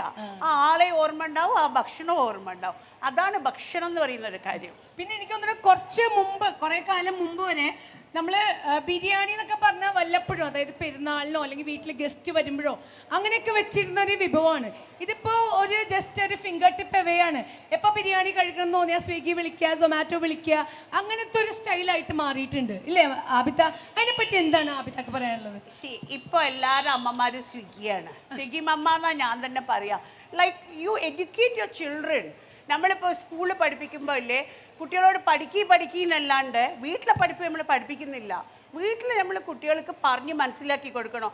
ഇതെന്താ പച്ചമുളകോ, പാല് എവിടുന്നാ വരുന്നത്, പശു എന്നാണെന്ന് വരെ കുട്ടികൾക്ക് അറിയില്ല. അപ്പോൾ 30% of their activity should be something related to kitchen. അടുക്കള പഠിപ്പിക്കണം കുട്ടികളെ. 10ാം ക്ലാസ് ആയി കഴിഞ്ഞാൽ ബൈക്ക് വാങ്ങിക്കൊടുക്കും, അല്ലെങ്കിൽ സൈക്കിൾ അവിടെ പോയി വീണ് കൈമുറിയും കാലുമുറിയും ചോര വരും, കുഴപ്പമുണ്ട്. പക്ഷെ ഒരു കത്തി കൊടുത്താൽ കൈമുറിയും തൊടണ്ട, ഗ്യാസ് തീപിടിക്കും പറയരുത്. കുട്ടികളെ you have to make them practice.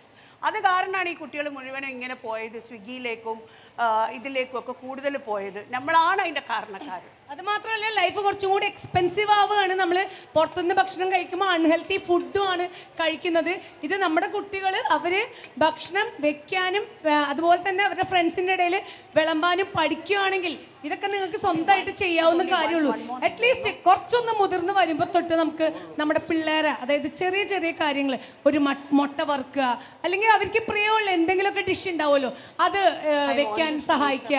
അങ്ങനെ ഒരുപാട് കാര്യങ്ങൾ, ചെറിയ ചെറിയ കാര്യങ്ങളായിരിക്കും ചെയ്യുന്നത് വഴി, അല്ലെങ്കിൽ അമ്മയെ സഹായിക്കുക. ഇങ്ങനെ ചെയ്യുന്നത് വഴി ആ ഒരു ഭയം മാറിക്കിട്ട് ഗ്രാജുവലി അവർ നമുക്ക് ഒരു പെരുന്നാളൊക്കെ വരുമ്പോൾ അന്ന് ഇപ്രാവശ്യം ബിരിയാണി ബിനുവിൻ്റെ വകയാകട്ടെ എന്ന് ഞാൻ ഇടയ്ക്ക് പറയാറുണ്ട്. അപ്പോൾ എൻ്റെ പിള്ളേർ നന്നായിട്ട് ബിരിയാണിയൊക്കെ വെക്കും കേട്ടോ. അപ്പോൾ ഇത് മേ ബി ഞാൻ ചെയ്യുന്നത് കണ്ടുപിടിച്ചും ചെയ്യാൻ ഞാൻ പ്രേരിപ്പിക്കുകയും ചെയ്യാറുണ്ട്. അപ്പോൾ അതുപോലെ എല്ലാവരും നമ്മൾ ഇന്നത്തെ യങ്സ്റ്റേഴ്സ് കുക്കിങ്ങിലോട്ട് വരണം. അവർക്ക് ഒത്തിരി അവർക്ക് ഒത്തിരി ഗ്യാതറിങ്സ് ആണല്ലോ ഇപ്പോൾ. നിപ്പിലെല്ലാം ഹാപ്പണിങ് ആണ്. അപ്പോൾ ഈ ഗ്യാതറിങ്ങിലൊക്കെ അല്ലേ ആണല്ലോ അല്ലേ? എന്തെങ്കിലും പറയാനുണ്ടോ? മൈക്കൊന്ന് കൊടുക്കൂ. യെസ് മാം, അത് എനിക്കറിയാനുള്ളത്, നമ്മൾ ബിരിയാണി വെക്കുമ്പോഴേ മൈക്കിൽ പറയൂ, കേൾക്കുന്നില്ല. റൈസ് ഏതാ ഏറ്റവും നല്ലത്? റൈസ് വളരെ നല്ലൊരു ക്വസ്റ്റ്യൻ ആണ്. നമ്മൾ റൈസിലോട്ട് വരുമ്പോ ആ റൈസിനെ പറ്റി പറയാട്ടോ. അതെ, അവിടെ കൊടുക്കും മൈക്ക്. എന്തോ പറയാനുണ്ട് യങ്സ്റ്റേഴ്സിന്റെ കുക്കിങ്ങിനെ കുറിച്ച്, അവരുടെ ഹാപ്പണിങ്സിനെ കുറിച്ച്. മൈക്ക് ഒന്ന് ഷെയർ ചെയ്യൂ. അവിടെ ആർക്കും എന്തോ പറയാനുണ്ട്. കുക്ക് ചെയ്യാറില്ല? അതെ പറയൂ. ആ വെള്ള ബാഗ് ഇട്ട അയാളുടെ തന്റെ പേരെന്താടോ? കുക്ക് ചെയ്യാറില്ലേ? ഇനി മുതൽ കുക്ക് ചെയ്യണം. ഇനി മുതൽ കുക്ക് ചെയ്യണം. എത്ര വയസ്സായി? 24. High time. വേറെ ആർക്കും വേണ്ടിയല്ല, അല്ലെങ്കിൽ ഭർത്താവിന് വെച്ച് കൊടുക്കാനോ കുട്ടികൾക്ക് വെച്ച് കൊടുക്കാൻ വേണ്ടിയല്ല. സെൽഫായിട്ട് നമുക്ക്, എനിക്കറിയാം മാരീഡ് അല്ല എന്ന്, നമുക്ക് സെൽഫായിട്ട് നമുക്ക് എന്തെങ്കിലുമൊക്കെ ചെയ്യണമെന്നുണ്ടെങ്കിൽ നമ്മൾ എന്ത് ചെയ്യും? അപ്പോൾ ചായ ഉണ്ടാക്കാൻ അറിയോ? ഇല്ല. അമ്മയുണ്ടോ? അമ്മ വന്നിട്ടുണ്ടോ? ഇല്ല. നന്നായി. അമ്മയോട് എന്റെ അന്വേഷണം പറയൂ കേട്ടാ. അമ്മയോട് എന്റെ അന്വേഷണം പറയൂ. ചായ ഉറപ്പായിട്ട് ഉണ്ടാക്കാൻ പഠിക്കണം. അമ്മയൊക്കെ ചിലപ്പോൾ തിരക്കായിട്ടോ അല്ലെങ്കിൽ ഓഫീസ് ജോബോ അങ്ങനെ എന്തെങ്കിലുമൊക്കെ ആയിട്ട് ചിലപ്പോൾ അവർക്ക് പറ്റിയിട്ടുണ്ടാവില്ല. But we have responsibility towards our self. നമുക്ക് നമ്മളോടൊരു ഉത്തരവാദിത്വം ഇല്ലേ? എനിക്കൊരു നല്ല ചായ ഞാൻ ഉണ്ടാക്കി കുടിക്കട്ടെ, ആസ്വദിക്കണ്ടേ? നാളെ ഉണ്ടാക്കുവോ? ഇന്ന് വൈകുന്നേരം ഉണ്ടാക്കുവോ? ശ്രമിക്കാം. ഡെഫിനറ്റ്ലി ഇതൊരു ന്യൂ ബിഗിനിങ് ആവട്ടെ കേട്ടാ. എനിക്ക് അറിയുമെന്ന് പറയുന്നതേ ഒരു പ്രൈഡ് ആയിട്ട് എടുക്കണം. ഞാൻ കുക്ക് ചെയ്യണ കൂട്ടത്തില ഇന്ന് ചിക്കൻ റോസ്റ്റ് ഉണ്ടാക്കി. വൈഫ് ഗവൺമെന്റ് ജീവനക്കാരിയാണ്. പുള്ളിക്കാരി രാവിലെ പോകണം. അപ്പോൾ 5 മണി കഴിക്കും. അത്യാവശ്യ കാര്യങ്ങളൊക്കെ ചെയ്യാറുണ്ട്. ഞാൻ രാഷ്ട്രീയ പ്രവർത്തകനാണ്, ഒരുപാട് തിരക്കുണ്ട്. പക്ഷേ അതിൻ്റെ കൂട്ടത്തിൽ ചെയ്യാറുണ്ട്. എല്ലാ കാര്യവും ചെയ്യും, എല്ലാ പാചകവും ചെയ്യും. അവിയൽ വയ്ക്കും, സാമ്പാർ വയ്ക്കും. ബിരിയാണിയിൽ മാത്രം ഞാൻ ട്രൈ ചെയ്തിട്ടില്ല, ബാക്കിയെല്ലാം ചെയ്യും. ഇനി ട്രൈ ചെയ്യും. ആ ചേട്ടൻ ഒരു നല്ല അല്ല, കൈയടി ഇപ്പൊ കൊടുത്തേ, പ്രശ്നം കൈയടി, തന്നെ. കൈയടി. എനിക്ക് അറിഞ്ഞൂടാന്ന് പറയുന്നത് ക്രെഡിറ്റ് ആയിട്ട് കാണുന്നൊരു കാലമാണ്. അപ്പം അതുകൊണ്ട് തീർച്ചയായിട്ടും നമ്മളെ മക്കളെ പഠിപ്പിക്കണം. നേരത്തെ പറഞ്ഞില്ലേ, ബൈക്ക് വാങ്ങിച്ചു കൊടുക്കും, ബാക്കിയെല്ലാം ചെയ്യും. പക്ഷേ പിച്ച എത്തിയിട്ട് കൊടുക്കില്ല. അതെ. ഗ്യാസ് ഓൺ ചെയ്ത് നമ്മൾ കുറയും. തീർച്ചയായിട്ടും മക്കളെ പഠിക്കണം, ആണിനും പെണ്ണും. അല്ല, നമ്മൾ തുല്യതയ്ക്ക് വേണ്ടിയല്ലേ പോരാടുന്നത്. രണ്ടുപേരെയും പഠിപ്പിക്കണം. വൈഫിന് സുഖമല്ല, നമ്മൾ എന്താ ചെയ്യുക? പണ്ട് നമുക്ക് കൂട്ടുകുടുംബം ഉണ്ടായിരുന്നല്ലേ, ഇപ്പം നമ്മൾ ഒറ്റപ്പെട്ടാണ് ജീവിക്കുന്നത്. അതുകൊണ്ട് രണ്ടുപേരും പഠിക്കണം, മക്കളെയും പഠിപ്പിക്കണം. ആ ചേട്ടന് നല്ല മനസ്സിനും കൂടെ ഒരു കൈയടി കൊടുക്കണം കേട്ടാ. സ്വന്തം ഭാര്യനെയും കുട്ടികളെയും സഹായിക്കാനുള്ള ഒരു മനസ്സുണ്ടല്ലോ. സ്വന്തമായിട്ടൊരു ജോലിയുണ്ട്, അതിന് പോകണം. എന്നാലും വീട്ടിലോട്ട് തന്നെ കൊണ്ടായത്, എന്താ പറയാ, അണ്ണാൻ കുഞ്ഞും തന്നാലായത് എന്നൊക്കെ പറയുന്ന പോലെ അവനെ കൊണ്ടായത് വീട്ടിൽ ചെയ്യുന്നുണ്ടല്ലോ. It's a very good thing, very good thought. ഇന്നത്തെ എല്ലാവരും ആലോചിക്കേണ്ട കാര്യമാണ്. അപ്പോൾ എന്തായാലും നമ്മൾ എല്ലാവരും, ആൺകുട്ടികളായാലും പെൺകുട്ടികളായാലും, നമുക്ക് വേണ്ട കാര്യങ്ങൾ, നമ്മുടെ വീട്ടിലോട്ട് വേണ്ട കാര്യങ്ങൾ, സദ്യ ഒന്നും ഒരിക്കലും കുഴപ്പമില്ല. ആവശ്യത്തിന് ഫുഡിങ്സ് വേണ്ടേ നമുക്ക്, 3 നേരം കഴിക്കേണ്ടേ നമുക്ക്. അതിനുള്ള കാര്യങ്ങളൊക്കെ നമ്മൾ അറിഞ്ഞിരിക്കണം. ഇനി അങ്ങോട്ട് മുമ്പോട്ട് പോകുമ്പോൾ അതൊക്കെ നമ്മൾ തന്നെ ചെയ്യണം. അപ്പം എന്തായാലും താൻ ഇനി അടുത്ത പ്രാവശ്യം ചെയ്യണം കേട്ടോ. എന്താ പേര് മോളുടെ? പൂർണിമ, അരുണിമ, അരുണിമ. അരുണിമ. ഓക്കെ, നല്ല പേരാണ്. അപ്പം അതുപോലെ തന്നെ നന്നായിട്ടൊരു ചായ ഉണ്ടാക്കണം കേട്ടാ. ഓക്കെ. അരുണിമ വരുന്നോ? ഇവിടെ വന്ന് കുക്കിംഗ് പഠിപ്പിച്ചു തരാം. വാ. I mean, you can try. Passion തോന്നിയിട്ടില്ല, അതുകൊണ്ട് പഠിക്കാൻ. പാഷൻ അല്ല, ഞങ്ങൾക്കൊക്കെ പാഷനാണ്. പക്ഷെ നിങ്ങൾക്ക് അത് പാഷൻ അല്ല, ബട്ട് സസ്റ്റൈനബിലിറ്റി ആണ്. It's A necessity. ശരിക്കും പാഷൻ അല്ല, പാഷൻ, ഔട്ട് ഓഫ് പാഷൻ നമ്മൾ ചെയ്യുന്നതാണ്. നമ്മളിപ്പോൾ എന്തെങ്കിലും ബിസിനസ് ചെയ്യുക അല്ലെങ്കിൽ നമ്മൾ കുക്കിംഗ് ചെയ്യുന്നത് തന്നെ നമ്മുടെ ഇഷ്ടം കൂടിയിട്ടാണ് നമ്മൾ അതിലോട്ട് വരുന്നത്.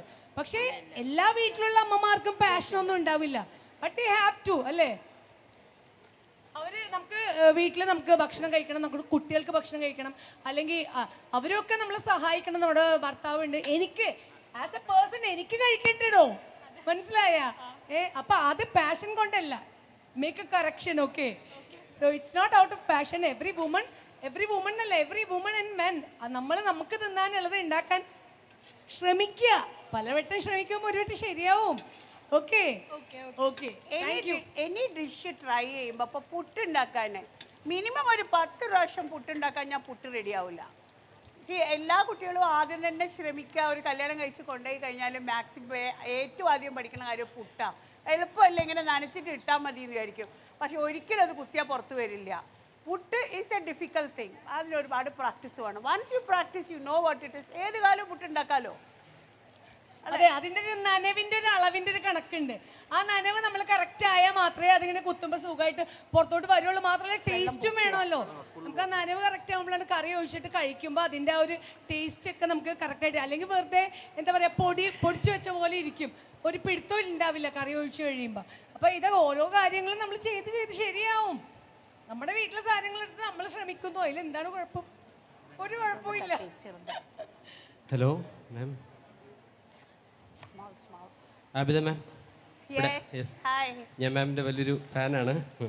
മാമിൻ്റെ കുക്കറി ഷോയൊക്കെ കൊണ്ട് ചെറിയ കുക്കിംഗ് ഒക്കെ ഇൻട്രസ്റ്റിൽ സ്റ്റാർട്ട് ചെയ്യുന്നുണ്ട്.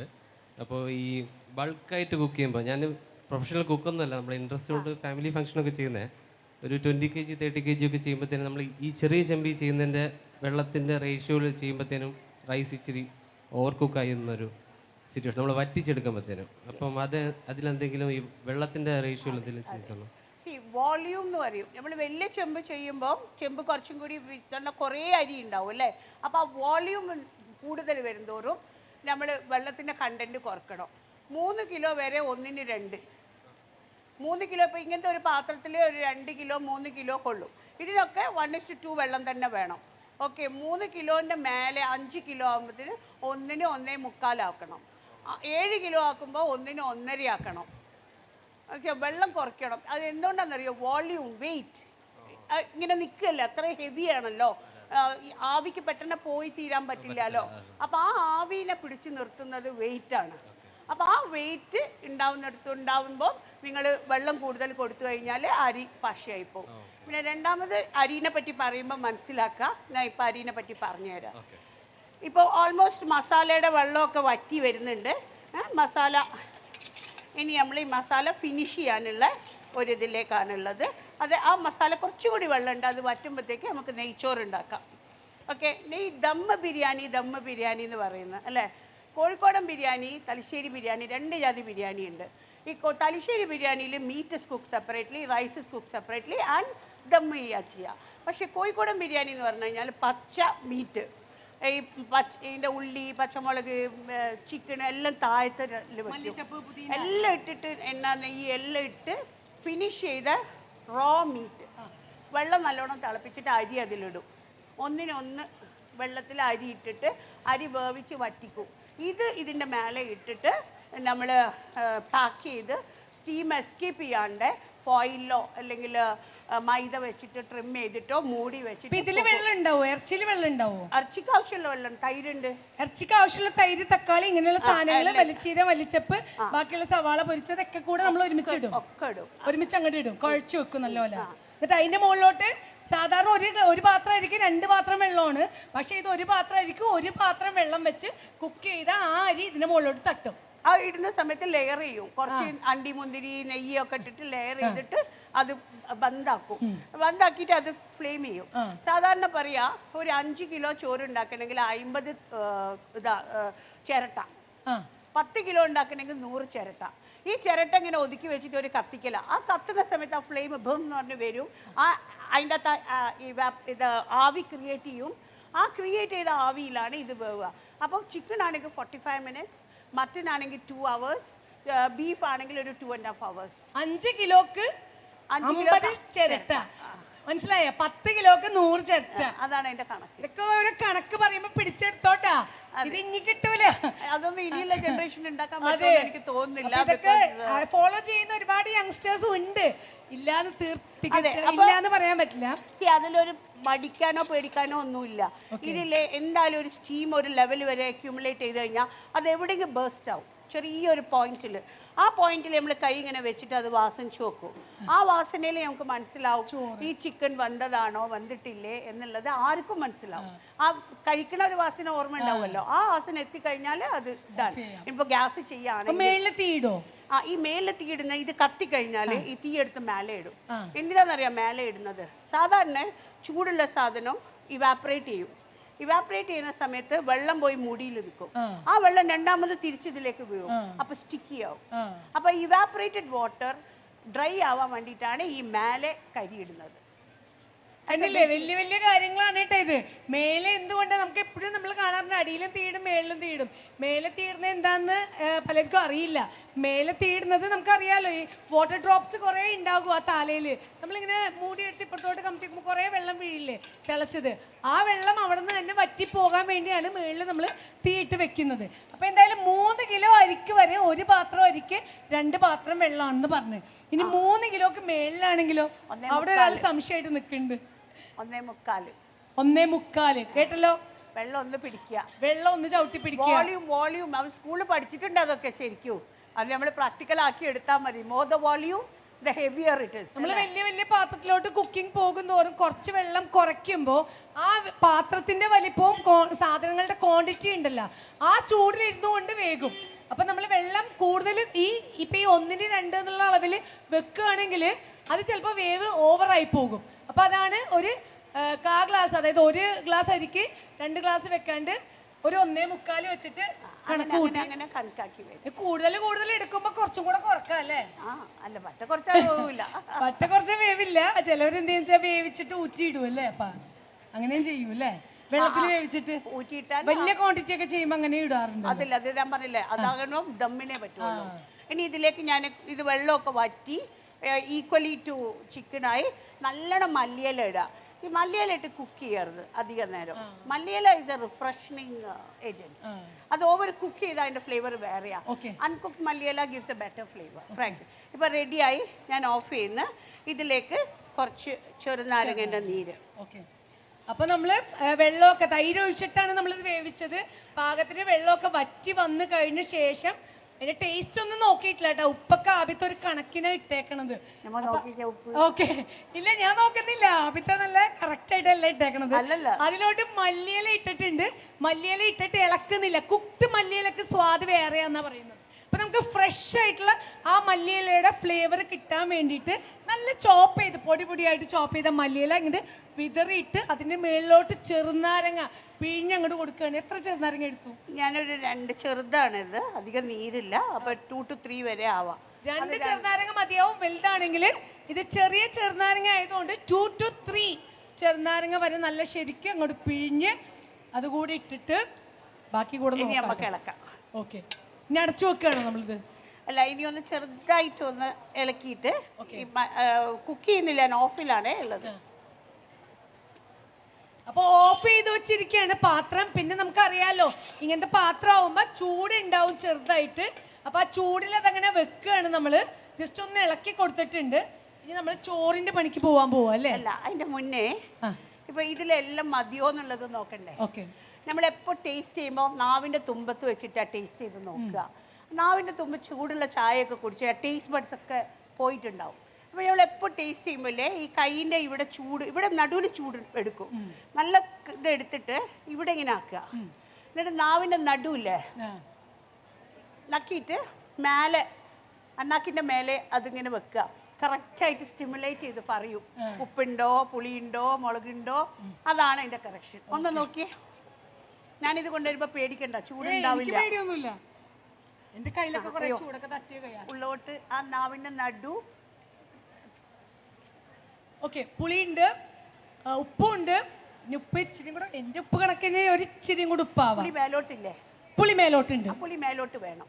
എന്താണെന്ന് വെച്ചാൽ ഇനി നമ്മൾ ചോറിട്ട് ആ ചോറിലേക്കൊക്കെ അത് ബ്ലെൻഡ് ചെയ്യുമ്പോൾ ഒരു പുളി അധികം, ഒരു പൊടിക്ക് പുളി മേലോട്ടുള്ളൂ. മേലോട്ട് വേണം. അത് കറക്റ്റ് ആയിട്ട് വരും അല്ലേ എല്ലാം കൂടെ കഴിയുമ്പോൾ? എല്ലാം കഴിയുമ്പോൾ അത് ഇപ്പോൾ പുളി ഇട്ട പാട് നോക്കുമ്പോൾ പുളി ഭയങ്കരമായിട്ട് തോന്നും. പക്ഷെ പുളി കുറച്ചു നേരം കഴിയുമ്പോൾ പുളിയിൽ വ്യത്യാസമുണ്ട്. ശരിയായി. ഓക്കെ, ഇനി ഈ മസാല ചൂടോട് കൂടിയിട്ട് നമുക്കിവിടെ വയ്ക്കാം. ഓക്കെ,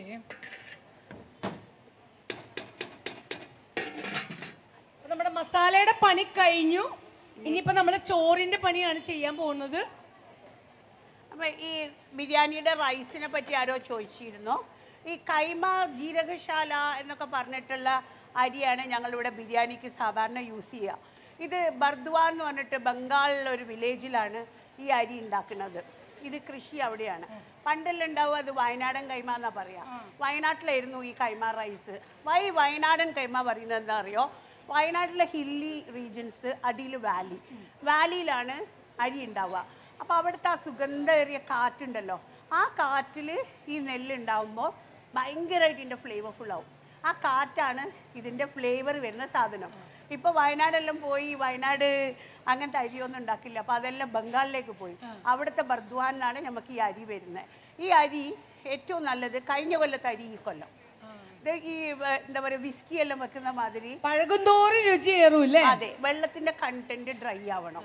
ഈ വെള്ളം ഉണ്ടാകുന്ന സമയത്ത് ഈ അരി നോക്കുമ്പോൾ ഒരു വയറുള്ള മാതിരി തോന്നും.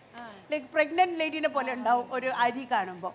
അതേമാതിരി വെള്ളം ഡ്രൈ ആയി കഴിഞ്ഞാൽ അതിൻ്റെ അകത്തുള്ള മോയ്സ്ചർ പോയി കഴിഞ്ഞാൽ ഇറ്റ് നല്ല ഫ്ലേവേഴ്സ് വരാൻ തുടങ്ങും. ഓക്കെ, അതാണ് അതിൻ്റെ വ്യത്യാസം. പിന്നെ ചിലപ്പോൾ നമുക്ക് 110 ഉറുപ്പ്യക്ക് കിട്ടും, 120 കിട്ടും, 80 കിട്ടും. സെയിം പേര് തന്നെയാണ്. പക്ഷെ അതെന്താണെന്നറിയോ, ഏറ്റവും ബെസ്റ്റ് ക്വാളിറ്റി വാങ്ങുമ്പോൾ എല്ലാ അരിയും പൊട്ടാണ്ടുണ്ടാവും. സെക്കൻഡ് ക്വാളിറ്റി വാങ്ങുമ്പോൾ കുറച്ച് പൊട്ടുണ്ടാവും. തേർഡ് ക്വാളിറ്റി വാങ്ങുമ്പോൾ ഫുൾ പൊട്ടായിരിക്കും. അപ്പോൾ ഈ പൊട്ടുണ്ടാവുമ്പോൾ എന്താണെന്ന് പറയുക, it has got A membrane. ഓരോ അരി എടുക്കുമ്പോഴും അതിനെങ്ങനെ പിടിച്ചു നിൽക്കാനുള്ള ഒരു മെംബ്രെയിൻ അതിൻ്റെ പുറത്തുണ്ട്.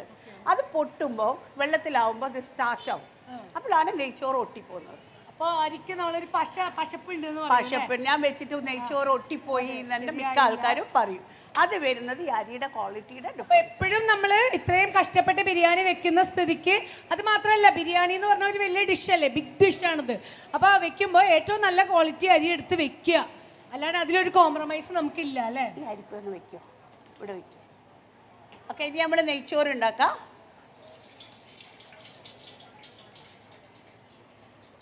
നെയ്ച്ചോറ് ഉണ്ടാക്കാൻ നമ്മൾ സവാള പൊരിച്ച് കോരിയ എണ്ണയാണ് ഉപയോഗിച്ചിരിക്കുന്നത്. അപ്പം ആവശ്യത്തിന് എത്ര ഉണ്ടാവും? ഇപ്പോൾ ഇതൊരു കാൽ കപ്പ് അരക്കപ്പ് ഉണ്ടാവും, ഒരു കപ്പ്, ഒരു കപ്പ് ഉണ്ടാവും അല്ലേ? Almost ഒരു cup. ഇത് ഓൾമോസ്റ്റ് ഒരു കപ്പ് എണ്ണ നമ്മൾ ഇതിലോട്ട് ഒഴിച്ചിട്ടുണ്ട്. അതിലോട്ട് പട്ട, കറയാമ്പ്, ഏലക്ക അല്ലേ? ആ ഒരു ഒരു ഒരു 2 കഷ്ണം പട്ട, ഒരു 10 ഏലക്ക, ഒരു 8 ഗ്രാമ്പൂ അല്ലേ? ഈ എണ്ണയിലേക്കാണ് ഇടുന്നത്. അപ്പൊ അതിങ്ങനെ സിസിൽ ചെയ്യുന്നുണ്ടാവും. അപ്പൊ നമ്മളെപ്പോ അരി വെള്ളം അടുത്ത് കണ്ടതിന്റെ ശേഷേ ഇത് വേവിക്കാൻ ഇടാൻ പാടില്ല. ഉള്ളി ചോന്ന് പോയാൽ ചോറ് ചോന്ന് പോകും. ഓക്കെ. ഉള്ളിക്ക് ഒരിക്കലും കളർ മാറാൻ പാടില്ല. ഉള്ളി എപ്പോ വൈറ്റ് കളർ ആവണം. ഇപ്പം നമ്മൾ ഇതിലോട്ട് ഉള്ളി ഇടുന്നുണ്ട്, പക്ഷേ അരിയും വെള്ളവും ഇതിലോട്ട് ഒഴിക്കേണ്ട വെള്ളവും അടുത്ത് വെച്ച ശേഷം മാത്രമേ ഇതിലോട്ടും നമ്മൾ 1 ടീസ്പൂൺ നെയ്യ് ഇടുന്നുണ്ട്. നെയ്യിട്ടു. വെള്ളം അപ്പം തന്നെ ഇടണം കേട്ടോ, 1:2. വെള്ളം സവാളയുടെ നിറം ഒട്ടും മാറിയിട്ടില്ല, അതുപോലെ തന്നെ കണ്ടില്ലേ?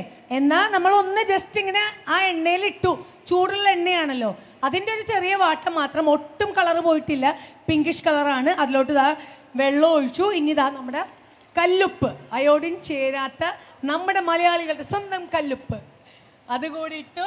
ഇനി നമ്മൾ ചെറുനാരങ്ങ പിന്നെ ഒഴിക്കാറുണ്ട്? വേണ്ട. അതുകൊണ്ടാണ് പറഞ്ഞത് ഈ ചെറുനാരങ്ങ ഒഴിക്കുന്ന ഓയിൽ ഒഴിക്കുന്നതൊക്കെ ഈ പേടിയാ. അത് അരിനെ പറ്റി അറിഞ്ഞു കഴിഞ്ഞാൽ അതിന്റെ ആവശ്യമില്ല. അപ്പൊ അരി നല്ലതാണെങ്കിൽ സത്യത്തിൽ ഈ ചെറുനാരങ്ങ ഒഴിച്ച് നമ്മൾ ഒട്ടിപ്പിടിക്കില്ല എന്നൊക്കെ പറയുമല്ലോ, അതിന്റെ ആവശ്യമില്ല. നല്ല അരി നോക്കി എടുക്കുക. അപ്പൊ ഈ അരി സോക്ക് ചെയ്ത് വെക്കുന്ന വല്ല പരിപാടി ഉണ്ടോ? അരി സോക്ക് ചെയ്യുകയാണെങ്കിൽ അതിന്റെ ആവശ്യമില്ല. ഹൈദരാബാദി ബിരിയാണി ഒക്കെ ചെയ്യുമ്പോഴാണ് അരി സോക്ക് ചെയ്യുക. സോക്ക് ചെയ്ത് അതാണ് വാട്ടർ കണ്ടന്റ് ഇത് ബ്ലോട്ട് ചെയ്തില്ലേ. അപ്പൊ ആ വെള്ളവും ഈ വെള്ളവും ജാസ്തിയായി പോകും. അരി സോക്ക് ചെയ്ത് പോയി അറിയാണ്ട്, അല്ലെങ്കിൽ വാഷ് ചെയ്തതിന്റെ ശേഷം ഉണ്ടാക്കാൻ പറ്റിയില്ല. ഇത് നല്ലോണം ഡ്രെയിൻ ചെയ്ത് പോക്കണം. ആ ഡ്രെയിൻ ചെയ്തിട്ടില്ലെങ്കിൽ ഇവിടെ വെള്ളം കുറയ്ക്കണം. ഓക്കെ. ഈ വെള്ളം 1:2 ആവാൻ പാടില്ല. ഇതിൽ തുള്ളി വെള്ളം കൂടാൻ പാടില്ല. ഓക്കെ. അപ്പൊ മനസ്സിലായില്ല, വെള്ളം ഒരു തുള്ളി കൂടാൻ പാടില്ല. പിന്നെ ബിരിയാണി ചീത്തായി പോയിട്ട് പറഞ്ഞിട്ട് കാര്യമില്ല. അപ്പൊ എന്തായാലും അരി ഇതുപോലെ നേരത്തെ എങ്ങാനും വെള്ളത്തിലിട്ട് വെച്ചെന്നുണ്ടെങ്കിൽ അരി നന്നായിട്ട് ഡ്രെയിൻ ചെയ്ത് ഡ്രൈ ആയിട്ടാണ് ഇപ്പൊ ഈ അരി ഇരിക്കുന്നത്. ഈ അരിക്ക് കറക്റ്റ് 1 ഗ്ലാസ് അരിക്ക് 2 ഗ്ലാസ് വെള്ളം തന്നെ, 3 കിലോ വരെ അങ്ങനെ തന്നെ വേണം. ഓക്കെ. 4ാമത്തെ കിലോ ആകുമ്പോൾ കുറച്ചൊന്ന് കുറയ്ക്കുക, ഒരു 1/4 ഗ്ലാസ് വെള്ളം കുറയ്ക്കുക അല്ലേ? 4 കുറച്ചിങ്ങനെ കുറച്ച് ഏത് പാത്രമാണ് എടുക്കുന്നത് ആ പാത്രത്തിന് ഒരു 1/4 പാത്രം വെള്ളം കുറയ്ക്കുക. ഇനി ഇതൊന്ന് നല്ലോണം തിളച്ച് വരുമ്പോൾ അരി ഇടാം. 2-3 മെത്തേഡ് ഓഫ് മേക്കിംഗ് ഉണ്ട്. ഒന്ന് അരി വറുത്തിട്ട് ചെയ്യും. എന്ന് പറഞ്ഞാൽ ഈ കൊല്ലത്തെ അരിയല്ല, പുതിയ അരിയാണെങ്കിൽ അതിൽ വാട്ടർ കണ്ടന്റ് ഉണ്ടാവും എന്നുള്ള സംശയം ഉണ്ടെങ്കിൽ അരി എടുത്ത് ഇങ്ങനെ കടിച്ചു നോക്കുമ്പോൾ അത് പൊട്ടുന്നില്ല, കുറച്ച് പതയാണെന്നുണ്ടെങ്കിൽ വറുക്കണം. അപ്പൊ വറുക്കണത് എപ്പോഴാണ് വറുക്കുന്നത്? നമ്മൾ ഈ പട്ട കറിയാകുമ്പോ സവാള ഇടണതിന് മുമ്പ് വറുത്തിട്ട് പട്ട കറാമ്പൂ ഇട്ടിട്ടാണ് വറുക്കുക. ഉള്ളി അപ്പിടൂല, ഉള്ളി ഇട്ടിട്ട് സെയിം മെത്തേഡ് തന്നെ. എന്നിട്ട് അരി ഇടും. എന്നിട്ട് ആ അരി ഒന്നിങ്ങനെ കടിക്കുമ്പോ പൊട്ടണ പരിവായി കഴിഞ്ഞാൽ വെള്ളം ചേർക്കാം. അപ്പൊ ചൂടുവെള്ളമാണ് ഒഴിക്കുന്നത്, പച്ചവെള്ളമാണ്? ചൂടുവെള്ളം. അപ്പൊ നമ്മൾ ഒഴിക്കേണ്ടത് ചൂടുവെള്ളമാണ് കേട്ടാ. ഒരിക്കലും സ്റ്റെബിലിറ്റി ഓഫ് ഹീറ്റ് മാറ്റാൻ പാടില്ല. എന്ത് ചൂടിലാണ് ഇപ്പൊ നമ്മൾ കറി ഉണ്ടാക്കിക്കൊണ്ടിരിക്കുമ്പോൾ പെട്ടെന്ന് അതിൽ വെള്ളം പോരാന്നുണ്ടെങ്കിൽ ചൂടുള്ള കറിയിലേക്ക് പച്ചവെള്ളം ഒഴിക്കാൻ പാടില്ല. അത് രണ്ടാമതും അതിന്റെ ഫുൾ ലോ പ്രഷറിലേക്ക് പോവല്ലോ ഹീറ്റ്. പിന്നെ രണ്ടാമതും ആയി വരുമ്പോഴത്തേക്ക് അതിന്റെ ആ ഒരു ഭംഗി പോവും, കളറും അതിന്റെ ടേസ്റ്റും പോവും, പച്ചവെള്ളം ചുവയ്ക്കും എന്നൊക്കെ പറയും ആൾക്കാര്. അപ്പൊ നമ്മൾ ചൂടുള്ള കറിയിൽ പച്ചവെള്ളം കൊണ്ടേ ഒഴിച്ചു കഴിഞ്ഞാൽ പച്ചവെള്ളം, അതുപോലെ പായസമൊക്കെ ചിലർ വറ്റിയൊക്കെ വരുമ്പോഴത്തേക്കും കുറച്ച് വെള്ളം പോരാ, ഇത്തിരി വെള്ളം കൊണ്ട് ഒഴിക്കുക എന്നൊക്കെ പറയും. പക്ഷെ അതിലൊരു പച്ചവെള്ളത്തിന്റെ ചുവ എങ്ങനെയാലും വരും. അപ്പൊ ചൂടുവെള്ളം ഒരു പാത്രം ചോറൊക്കെ വെക്കുമ്പോൾ തിളപ്പിച്ചിടുന്നതാണ് ആൾക്കാര്. പഴയ ആൾക്കാരൊക്കെ ഒരു ചെമ്പ് വെള്ളം അവിടെ അങ്ങനെ തിളപ്പിച്ചിട്ടേക്കും സ്റ്റൗവില്. അപ്പൊ ആ വെള്ളം ആവശ്യാനുസരണം ഇതിലോട്ട് എടുത്ത് ഉപയോഗിക്കാൻ വേണ്ടിയിട്ടാണ്. എപ്പോ ചൂടുവെള്ളമാണ്. അപ്പൊ പണ്ടൊക്കെയുള്ള അടുപ്പ് എന്ന് പറയുമ്പോൾ 5-6 അടുപ്പ് ഉണ്ടാവും. ഒരു അടുപ്പില് ചൂടുവെള്ളം എപ്പോ ഉണ്ടാവും, അതിനടുത്ത് കോരി ഒഴിക്കുക. ആ ചൂടുവെള്ളം എന്തായാലും വേണം എന്നുള്ള നിർബന്ധമാണ്. നമ്മൾ വെള്ളം തിളയ്ക്കാൻ വേണ്ടി വെയിറ്റ് ചെയ്യാണ്. ആർക്കെങ്കിലും എന്തെങ്കിലും സംശയം ഉണ്ടെങ്കിൽ ചോദിക്കാം. വെള്ളം തിളച്ചാൽ പിന്നെ അരി ഇടും, പിന്നെ ബിരിയാണിന്റെ പരിപാടിയിലോട്ട് പോകും. Anything anybody to talk? Mike കൊടുക്കൂ. മാം, ഈ ബസ്മതി, സെല്ല ബസ്മതി, ജീരകശാല, അതിൻ്റെയൊക്കെ വെള്ളം ഈ റേഷ്യോ അങ്ങനെ? ഞങ്ങൾ മലബാറിൽ ഈ ബസ്മതി തീരെ യൂസ് ചെയ്യുന്നില്ല. കൂടുതൽ ജീരകശാല, കൈമ റൈസേ ഉപയോഗിക്കണുള്ളൂ.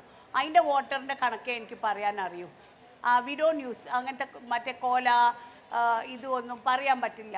ഓരോ ബ്രാൻഡിന് ഓരോ വ്യത്യാസം ഉണ്ടാവും. ബാക്കിയുള്ള അരിയൊക്കെ നമ്മൾ ഇതുപോലെ ഉപയോഗിക്കുമ്പോൾ കുറച്ച് നേരം സോക്ക് ചെയ്ത് വെച്ചാൽ നമുക്ക് ബാലൻസ് ചെയ്യാൻ പറ്റും. ഈ നമ്മൾ കൊച്ചി ഭാഗത്തോടൊക്കെ കൂടുതലും ബസ്മതി റൈസ് ആണ് യൂസ് ചെയ്യുന്നത്. അപ്പം നമ്മൾ ജീരകശാല എന്ന് പറയുമ്പോൾ ചോറ് ഇങ്ങനെ കയ്യിൽ പിടിക്കുമ്പോൾ കൈയിൻ്റെ ഉള്ളിൽ കൈപ്പിടിയിൽ ഒതുങ്ങി അതിൻ്റെ ഒരു ടേസ്റ്റ് അല്ലേ, ഇങ്ങനെ കൈയിൻ്റെ ഉള്ളിൽ ഇരിക്കും എന്ന് പറയാം ചോറ്.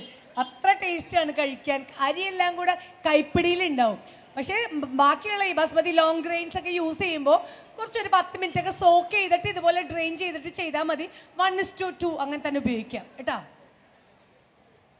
പിന്നെ വേറെ ആരെങ്കിലും ചോദിക്കണം എന്നുണ്ട്, പക്ഷെ ചോദിക്കുന്നില്ല. ചോദിക്കണം എന്നുണ്ട്, ചോദിക്കാതെ നിൽക്കുവാണോ? മടി അല്ല, പുളിയുള്ള തൈരാണ് ഉപയോഗിക്കേണ്ടത്. പക്ഷെ വല്ലാണ്ട് എപ്പോഴും നമ്മൾ തൈര് ഉപയോഗിക്കുമ്പോൾ ഒന്ന് വായിൽ വെച്ച് നോക്കണം. ഒരു ഓവർ ചമർപ്പില്ലേ, തൈര് കേടുവന്നാൽ വേറൊരു ചൊവയാണ്. തൈര് ഓവർ പുളിക്കുകയും വേണ്ട, പുളി വേണം, അല്ലെങ്കിൽ പാലിൻ്റെ ടേസ്റ്റ് ആയിരിക്കും. ഞാൻ അരി ഇടട്ടെ. അതായത് ഒട്ടും പുളിയില്ലാത്ത തൈരല്ല, എന്നാ പുളി വേണേം താനും, എന്നാ കെട്ട തൈരും ആവരുത്. ഓക്കെ, അരി ആബിത്തയിലോട്ട് ഇടുവാണ്. വെള്ളം തിളച്ചിട്ടുണ്ട്. വേറൊരാൾക്കും കൂടെ സംശയം. അതായത് ഈ മട്ടൺ ബിരിയാണി, ബീഫ് ബിരിയാണിയൊക്കെ നമ്മൾ കുക്ക് ചെയ്തതിന് ശേഷമല്ലേ എടുക്കുന്നത്? അതായത് ഡയറക്റ്റ് നമ്മൾ ചെയ്യുന്നത് കേട്ടില്ല. ഡയറക്റ്റ് ഇട്ടു, പക്ഷെ മട്ടൺ ബീഫാണ് നമ്മൾ കുക്ക് ചെയ്തിട്ടുണ്ട്. അപ്പോൾ എൻ്റെ പേര് അപർണ, ഞാൻ ഫുഡ് ബ്ലോഗറാണ്. ഓക്കെ, അപർണ എന്ന ഫുഡ് ബ്ലോഗറിൻ്റെ സംശയം, നമ്മളിപ്പോൾ ചിക്കൻ ആയതുകൊണ്ടാണല്ലോ ഡയറക്റ്റ് ഇതിലിട്ട് നമ്മൾ ഈ ഗ്രേവിയൊക്കെ ഇട്ട് വേവിച്ചത്. അപ്പം നമ്മൾ മട്ടണും ബീഫും ഒക്കെ ആവുമ്പോൾ അതെങ്ങനെയാണ് നമ്മൾ പ്രിപ്പയർ ചെയ്യുന്നത്? നമ്മൾ ഓൾറെഡി കുക്ക് ചെയ്ത ശേഷമാണ് ഇതിലോട്ട് ഇടുന്നത്, അല്ല അതും ഇതുപോലെ തന്നെയാണോ കുക്ക് ചെയ്യുന്നത്? ഇപ്പോഴത്തെ ഈസിയസ്റ്റ് ആയിട്ട് പറയുകയാണെങ്കിൽ അത് പ്രഷർ കുക്കറിലേക്ക് മാറ്റിയിട്ട് ഒരു 3 വിസിലെടുത്തിട്ട് തിരിച്ച് ചെമ്പിലേക്ക് തന്നെ ഇട്ടിട്ട് സെയിം പ്രൊസീജിയറിലേക്ക് വരാം. അപ്പോൾ ഫുൾ വേവിക്കരുത് അല്ലേ? കാരണം ഇനി തൈരൊക്കെ ഇട്ടിട്ട് നമുക്ക് ഒന്നും കൂടെ കുക്ക് ചെയ്യാനുള്ളതല്ലേ? അല്ലല്ല, തൈരൊക്കെ ഇട്ടതിൻ്റെ ശേഷം എല്ലാ പ്രോസസ്സും മല്ലിയിലയും ചെറുനാരങ്ങയും മാറ്റി വെച്ചിട്ട് ആ പ്രോസസ്സ് വരെ അതിൻ്റെ ശേഷം കുക്കറിലേക്ക് മാറ്റാം. Okay, is that clear? മനസ്സിലായില്ലേ?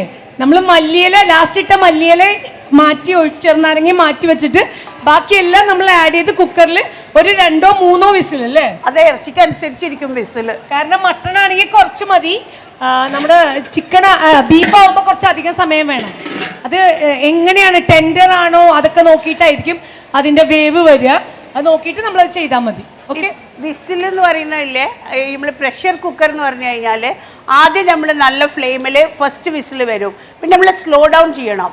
എന്നിട്ട് വിസിലിൻ്റെ ഈ ഇതുണ്ട് ടൈം ടേക്കൺ, അതിങ്ങനെ കുറച്ച് വന്ന് അങ്ങനെയാണ് 3 വിസിൽ. അല്ലാണ്ട് 3 പ്രാവശ്യം ഷൂ ആയി കഴിഞ്ഞാൽ അത് വേവില്ല. ഹൈ ഫ്ലെയിമിൽ ആവാൻ പാടില്ല എന്നാണ് പറയുന്നത് അല്ലേ? Lower the flame, 3 stages of flame and 3 stages of whistle, അപ്പോഴാണ് വേവുക. ആൻഡ് അത് വെന്ത് കഴിഞ്ഞ് make sure you wait for it. അതിൻ്റെ ഇത് പോയി കഴിഞ്ഞിട്ടേ കുക്കർ തുറക്കാൻ പാടുള്ളൂ.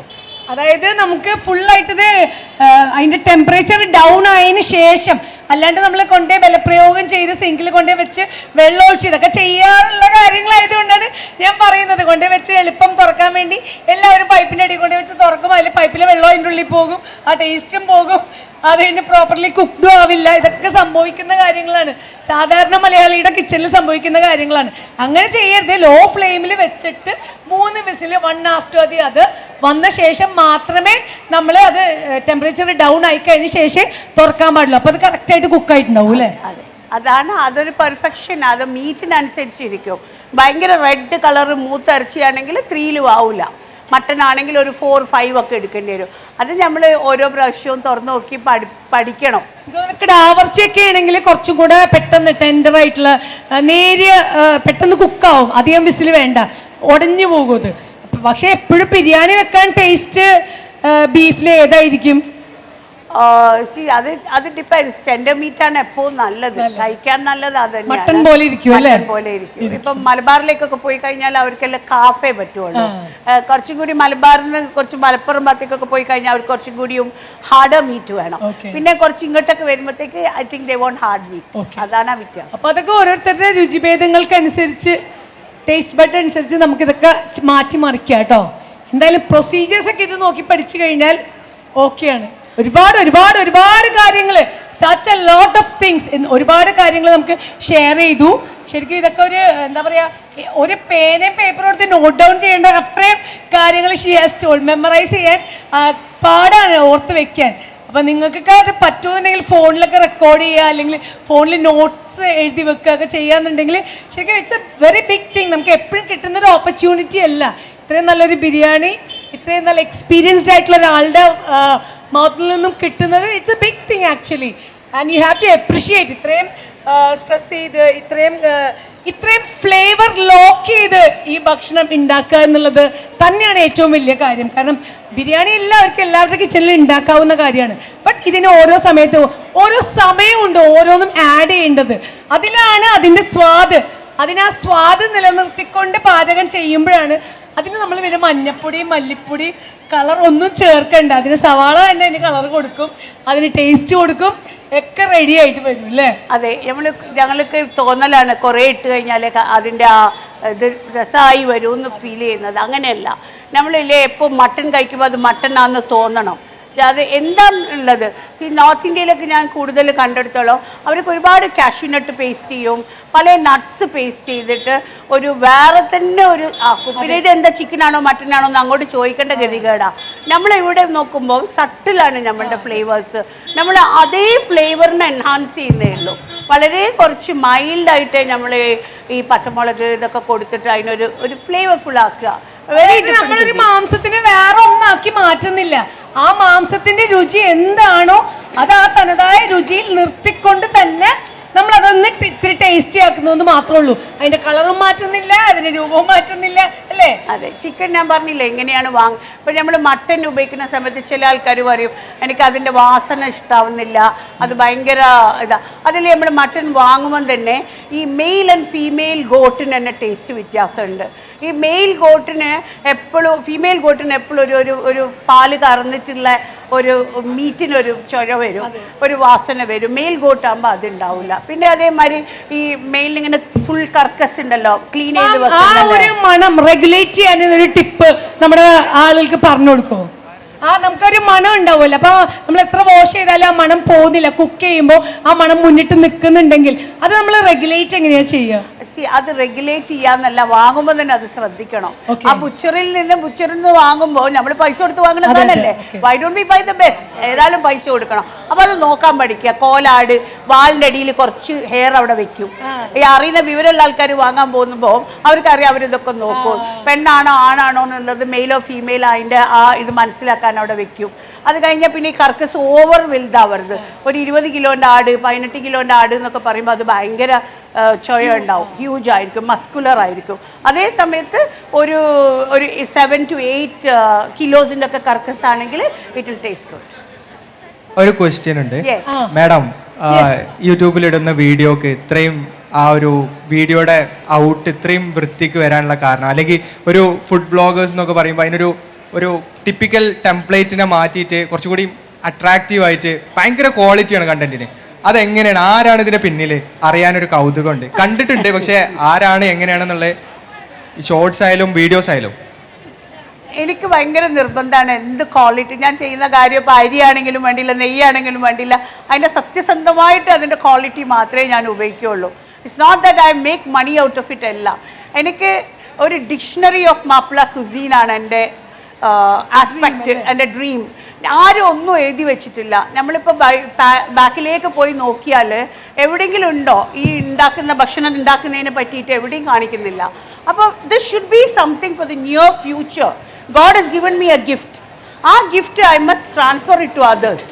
അപ്പോൾ അതൊരു ക്വാളിറ്റി ഉണ്ടെങ്കിലേ എല്ലാവരും നോക്കുകയുള്ളൂ, അല്ലെങ്കിൽ ആരും അത് നോക്കൂല വിചാരിച്ചിട്ടാ. അതിന്റെ ഞാൻ ചോദിച്ച ലോട്ട് ഓഫ് മണി ഉണ്ടാക്കാന്. അതെ, അതില് വീഡിയോ എടുക്കുന്നത് ആരാണ്, ആ ഒരു ടീമിനാണ് ഉദ്ദേശിച്ചത്. അതായത് ഫുഡ് ഓൾറെഡി നമുക്ക് അറിയാവുന്നതാണ്, ക്വാളിറ്റി ഉണ്ട്, സ്മെല്ല് ഇവിടേക്ക് എത്തുന്നുണ്ട്. അതല്ല ഞാൻ ചോദിച്ച വീഡിയോ എടുക്കുന്നത് ആരാണ്, ഇതിന്റെ ബിഹൈൻഡ് ആരാണ് ചെയ്യുന്നത് എന്ന് അറിയാനാ ഭയങ്കര. എൻ്റെ ഒരു പ്രൊഫഷണൽ വീഡിയോഗ്രാഫർ ഇവിടെ ഉണ്ട്, പിന്നെ ഒരു സീനിയറും കൂടി ഉണ്ട്. അവൻ്റെ പേര് മിലൻ എന്നാണ്. ഈ സത്യം പറയുകയാണെങ്കിൽ കൊറോണ കാലത്തെ ഇവർക്കൊന്നും പണിയില്ലായിരുന്നു, എനിക്കും പണിയില്ലായിരുന്നു. എനിക്ക് താരിക്കച്ചവടമായിരുന്നു കുറേ കാലം. ആ കാര്യം കച്ചവടം കൊറോണക്കാരും വരുന്നില്ല, എന്താ ചെയ്യുക? അപ്പോൾ ഞാനൊരു ചായക്കട തുടങ്ങി, സാരിക്കടയുടെ സൈഡിൽ. അപ്പോൾ അവിടെ വൈകുന്നേരം ആകുമ്പോൾ കുറേ പിള്ളേർ വന്നിരിക്കും.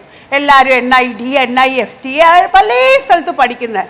നമ്മുടെ നാട്ടിൽ ഇവരൊന്നുമില്ല, ഇവരെല്ലാം പോയി. നമ്മുടെ നാട് അവർക്ക് വേണ്ട. ഈ ഒരു അവസരം വന്നപ്പോൾ എല്ലാവരും നാട്ടിലുണ്ടായിരുന്നു. അപ്പം ഞാൻ മോനെ ഇതെങ്ങനെയാ, എനിക്ക് ഫോൺ വിളിക്കാൻ അറിയില്ല. ഫോൺ വിളിക്കാൻ അറിയാം, പക്ഷെ എൻ്റെ അപ്പുറം അറിയില്ല. But I had the time. And അന്ന് എനിക്ക് ആവശ്യം വന്നു ഇത് പഠിക്കണ്ടേ. ഞാൻ ഇരുന്ന് പഠിച്ചു. എന്താ യൂട്യൂബ് 2 കൊല്ലമായിട്ട്. അപ്പോൾ ഇങ്ങനത്തെ യങ് ഹാർട്ട്സ് അവിടെ ഉണ്ടായിരുന്നു. അവർ എന്നെ സഹായിച്ചു തന്നു. ഇങ്ങനെ പാക്ക് ചെയ്യണം, ഇങ്ങനെ ചെയ്യുക. അപ്പം ഞാൻ എൻ്റെ മക്കളുടെ അടുത്ത് പോയിട്ട് ചോദിച്ചു, എനിക്കൊരു വീഡിയോ എടുക്കണം. അപ്പോൾ എൻ്റെ മകൾ പറഞ്ഞു, മമ്മ മിണ്ടാണ്ടിരിക്കുക, 60 വയസ്സ് കഴിഞ്ഞ്, ഗെറ്റ് ലോസ്റ്റ് എന്ന് പറഞ്ഞ്. അപ്പോൾ ഐ ഡിഡ്ന്റ് ലീവ് ഇറ്റ്. എനിക്ക് വാശി കൂടി. ഞാൻ ഇവരുടെ അടുത്ത് പോയി, ക്യാൻ യു ഹെൽപ്പ് മീ എന്ന് ചോദിച്ചു. അപ്പോൾ ഈ ഒരു ബാച്ചിലുള്ള ആൾക്കാരാണ് എന്നെ ഇങ്ങനെ ഒരു സംഗതിയിലേക്ക് എത്തിച്ചു തന്നത്. ജസ്റ്റ് 3%. ഞാൻ, എൻ്റെ ഫോട്ടോഗ്രാഫർ, അവൻ്റെ അസിസ്റ്റൻറ്റ്, ഞങ്ങൾ 3 ആളേ ഉള്ളൂ ഈ ക്രിയേറ്റിവിറ്റിയിൽ. 4 people now. Okay. That's a history behind my.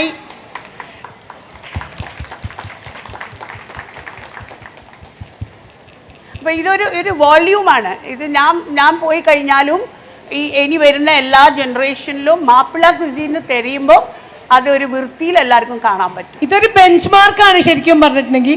She has created A bench mark. അപ്പൊ ഇതിൽ നമുക്ക് ഒരുപാട് കാര്യങ്ങൾ ഇത്ര വിശദീകരിച്ച് തരുന്നൊരു പരിപാടിയാണ്. അപ്പൊ നമുക്ക് ഇനി നമ്മുടെ പിന്നില് അല്ലെങ്കിൽ നമ്മുടെ മുന്നിൽ വരുന്ന ആൾക്കാർക്ക് ഇത് സെർച്ച് ചെയ്താല് അതിന് ഇനിയൊരു ഡൗട്ട് ഇല്ല അല്ലേ? ഇല്ല, അവർക്ക് ബേസിക് മുതൽ ഒന്നും അറിയാത്ത ആൾക്ക് മുതൽ എൻ്റെ കുക്കിംഗ് ക്ലാസ്സസ് കണ്ടാൽ അവർക്ക് ചെയ്യാൻ പറ്റും.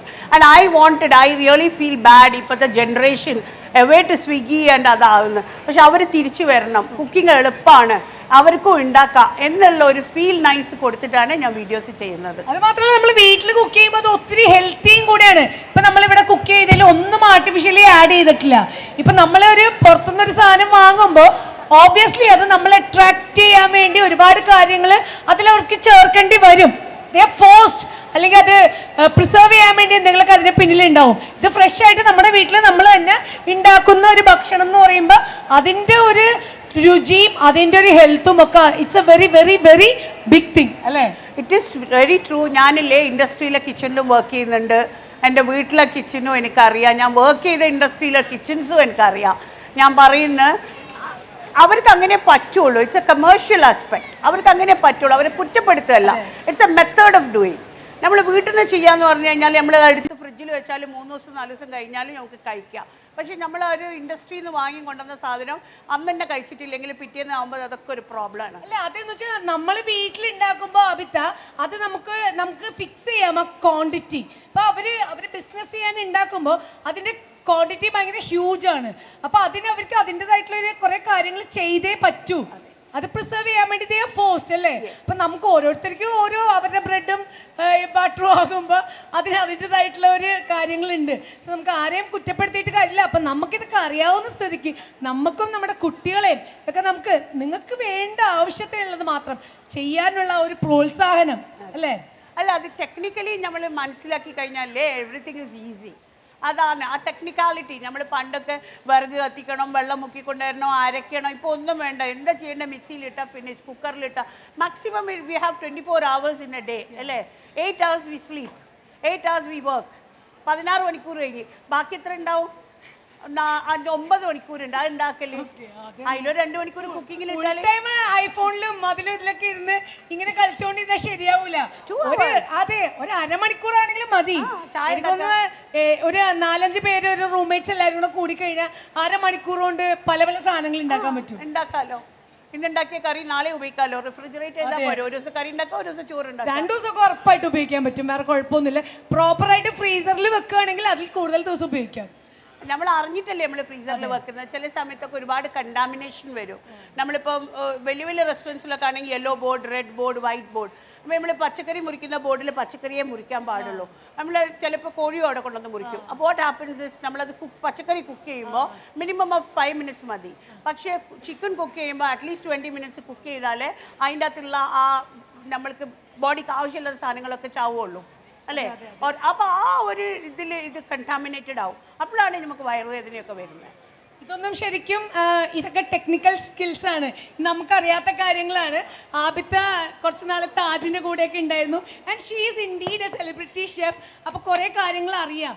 സാധാരണ ഒരു വീട്ടമ്മയ്ക്ക് ഇപ്പം ഈ പറഞ്ഞ കാര്യങ്ങൾ നമ്മൾ വീട്ടിൽ 3 കട്ടിംഗ് ബോർഡൊന്നും വെക്കില്ല. ഒരു കട്ടിംഗ് ബോർഡിൽ തന്നെ എല്ലാം ഇട്ട് വെട്ടിക്കൂട്ടലാണ്. അപ്പോൾ പറഞ്ഞ പോലെ തന്നെ അങ്ങനെ ചെയ്യുമ്പോൾ ഇറ്റ് ഗെറ്റ്സ് കണ്ടാമിനേറ്റഡ് അല്ലേ?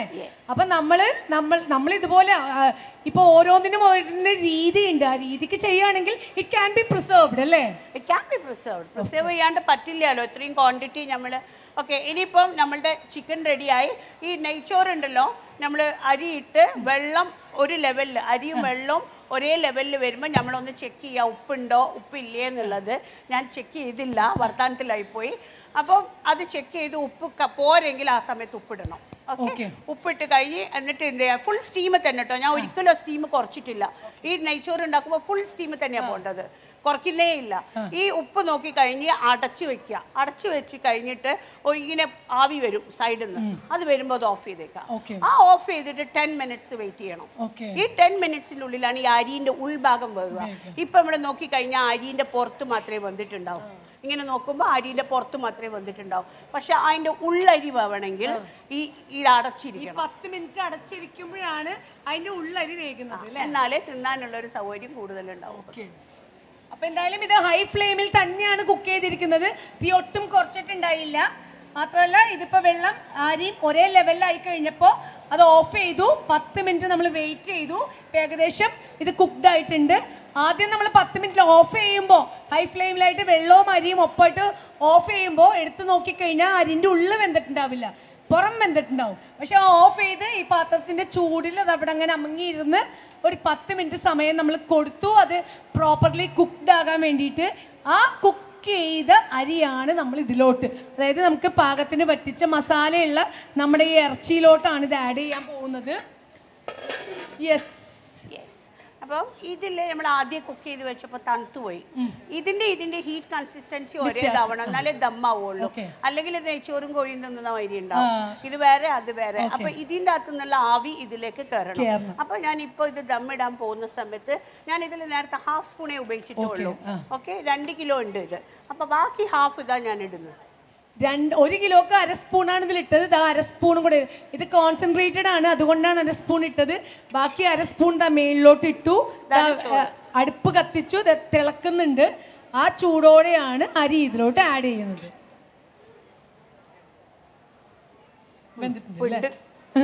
വർത്താനത്തിൽ ഉപ്പ് മറന്നുപോയി. ഓക്കെ, അപ്പൊ എന്തായാലും എന്താ ചൂടുണ്ട് അടിയിൽ.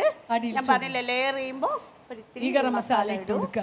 പിന്നെ കശുവണ്ടി, കിസ്മിസ്, നമ്മളെ പൊരിച്ച സവാള കുറച്ച് നമ്മൾ മാറ്റി വെച്ചിട്ടുണ്ടായിരുന്നില്ലേ, അതുകൂടെ ഇതിലോട്ട് ഇട്ടിട്ടുണ്ട്. ഇതാ ബാക്കിയുള്ള ചോറും കൂടെ ഇതിലോട്ട് ഇടുകയാണ്. ഇതെല്ലാം നല്ല പാകത്തിനാണ്. അരിയുടെ കളറ്, ചോറിൻ്റെ കളറ് നോക്ക്, നല്ല ബ്രൈറ്റ് വൈറ്റ് ആണ്. അതാണ് ആബിത്ത പറഞ്ഞത്, നമ്മൾ സവാള ഇട്ട സമയത്ത് അതിന്റെ കളറ് മാറിയാൽ ചോറിന്റെ കളറ് മാറും ഇല്ലേ? അതെ. അപ്പൊ ചോറ് നല്ല വെളുത്ത് മുല്ലപ്പൂ പോലെ ഇരിക്കുകയാണ്. നല്ല കട്ടിയുള്ള പാത്രം ആയതുകൊണ്ട് നല്ല ക്ലീൻ ആയിട്ട് എല്ലാ അരിയൊന്നും പിടിച്ചിട്ടില്ല. അപ്പൊ എന്തായാലും ഫുൾ ചോറ് എടുത്ത് നമ്മൾ ഇതിലോട്ട് ഇട്ട് തട്ടിക്കൂട്ടി ഇനി നമുക്ക് ഇതിടാം അല്ലേ? ഇത് കൂടെ ഇട്ടേ ഇടണം. ഒന്ന് പാക്കാക്കി വെച്ചാലില്ല, ഹീറ്റ് പെട്ടെന്ന് പോകൂല. ആ ഓക്കെ, ഫുള്ളിട്ടേ? ആ ഫുള്ളിട്ടോ. നമ്മുടെ സവോളയും കശുവണ്ടിയും കിസ്മിസും ഒക്കെ കൂടെ പൊരിച്ച് കോരിയതിൻ്റെ ഒപ്പം തന്നെ ഒരു നുള്ള് ഗരം മസാല കൂടി ഇതിൽ ആഡ് ചെയ്തിട്ടുണ്ട്. അതെ, ഇനി ഭംഗി ഒട്ടും കുറക്കാതിരിക്കാൻ നമ്മൾ ഇതിൽ കുറച്ച് മല്ലിച്ചപ്പും കൂടി ഇട്ടിട്ടുണ്ട്.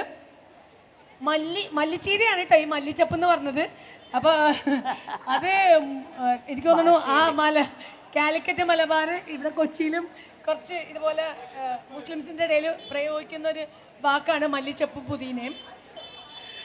ഈ സാഫ്രൺ എന്ന് പറഞ്ഞിട്ട് കുങ്കുമപ്പൂ ഇല്ലേ, അത് വേണമെങ്കിൽ ഒരു സ്ട്രാൻഡ് കുറച്ച് എടുത്തിട്ട് കുറച്ച് ഈ പനനീരിൽ മിക്സ് ചെയ്തിട്ട് ഒന്ന് സ്പ്രിങ്കിൾ ചെയ്താൽ ഭയങ്കര നല്ല ഫ്ലേവർ കിട്ടും. നല്ല ഫ്ലേവർ എക്സ്പെൻസീവ് ഫാക്ട് ആണ്, എല്ലാവർക്കും ഉണ്ടെങ്കിൽ വീട്ടില് നമ്മുടെ വീട്ടില് കുങ്കുമപ്പൂവ്, സാഫ്രൻ എന്ന് പറയുന്ന കുങ്കുമപ്പൂവാണ്. അത് ഈ റോസ് വാട്ടറിൽ കുറച്ച് എടുത്തിട്ട് അതിൻ്റെ സ്ട്രാൻഡ്സ് ഒന്ന് സോക്ക് ചെയ്ത് വെച്ചിട്ട് നന്നായിട്ട് ഒന്ന് ഇട്ടിട്ട് അതും കൂടി ഇട്ട് കഴിഞ്ഞാൽ നല്ലൊരു അടിപൊളി മണമായിരിക്കും അല്ലേ? അടിപൊളി മണമായിരിക്കും. പക്ഷെ സാഫ്രൻ നമുക്ക് അറിയാം അത് ഇത്തിരി എക്സ്പെൻസീവ് ആണ്, എന്നാലും ഇന്ന് മലയാളിക്ക് എഫോർഡ് ചെയ്യാൻ പറ്റാത്തൊരു കാര്യമൊന്നുമല്ല. അപ്പോൾ തീർച്ചയായിട്ടും അതും വീട്ടിലുണ്ടെങ്കിൽ ഉപയോഗിക്കുക. ഇനി അത് ഇല്ലയെന്ന് വെച്ചിട്ട് ബിരിയാണിയുടെ ടേസ്റ്റ് ഒട്ടും കുറയാനൊന്നും പോകുന്നില്ല കേട്ടോ. ഇതാ കഴിഞ്ഞു. ഇതിൻ്റെ മേളിൽ നമ്മുടെ മൂടി എടുത്ത് വെച്ച്, എനിക്ക് ഈ പാത്രങ്ങളൊക്കെ ഭയങ്കരമായിട്ട് അട്രാക്ട് ചെയ്യുന്നുണ്ട്. ചെമ്പ് എടുത്ത് വെച്ച് ഈ തീയിൽ നിങ്ങൾ ശ്രദ്ധിക്കണം.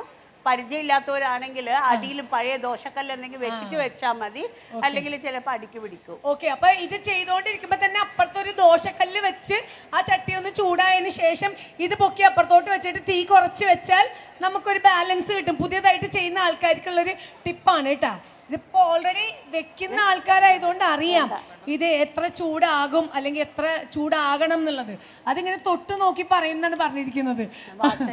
അതെ, പിന്നെ അത് മാത്രല്ല ഈ നല്ല മൂടിയൊന്നും അല്ലെങ്കിൽ ഫോയിൽ ചെയ്തണം. അതെ, ഈ മൂടിന്ന് എയർ പുറത്തോട്ട് പോകുന്നുണ്ടെങ്കിൽ ഇതിപ്പോ മുകളിൽ പുറത്തോട്ട് നിൽക്കണോടൊന്നും കുഴപ്പമില്ല. ആക്ച്വലി ഇതുവരെ ചൂടായാൽ മതി.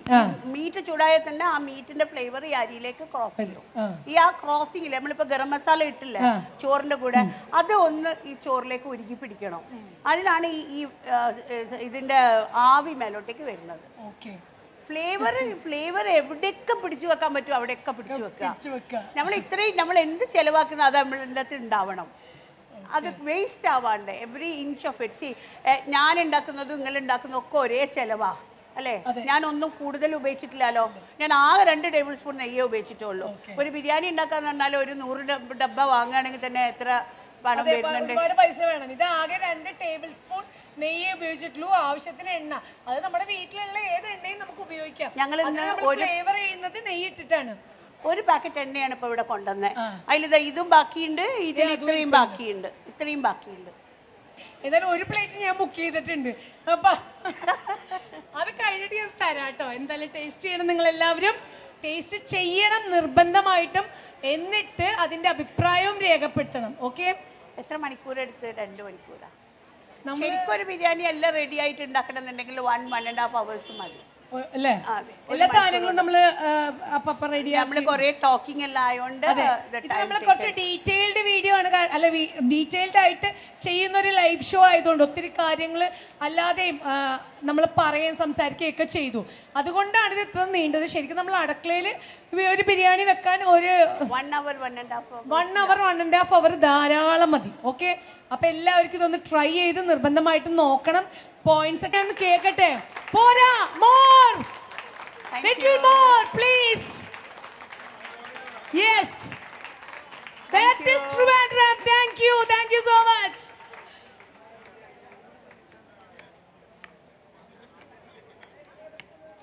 പച്ചമുളക് എടുക്കുക കവർന്ന്.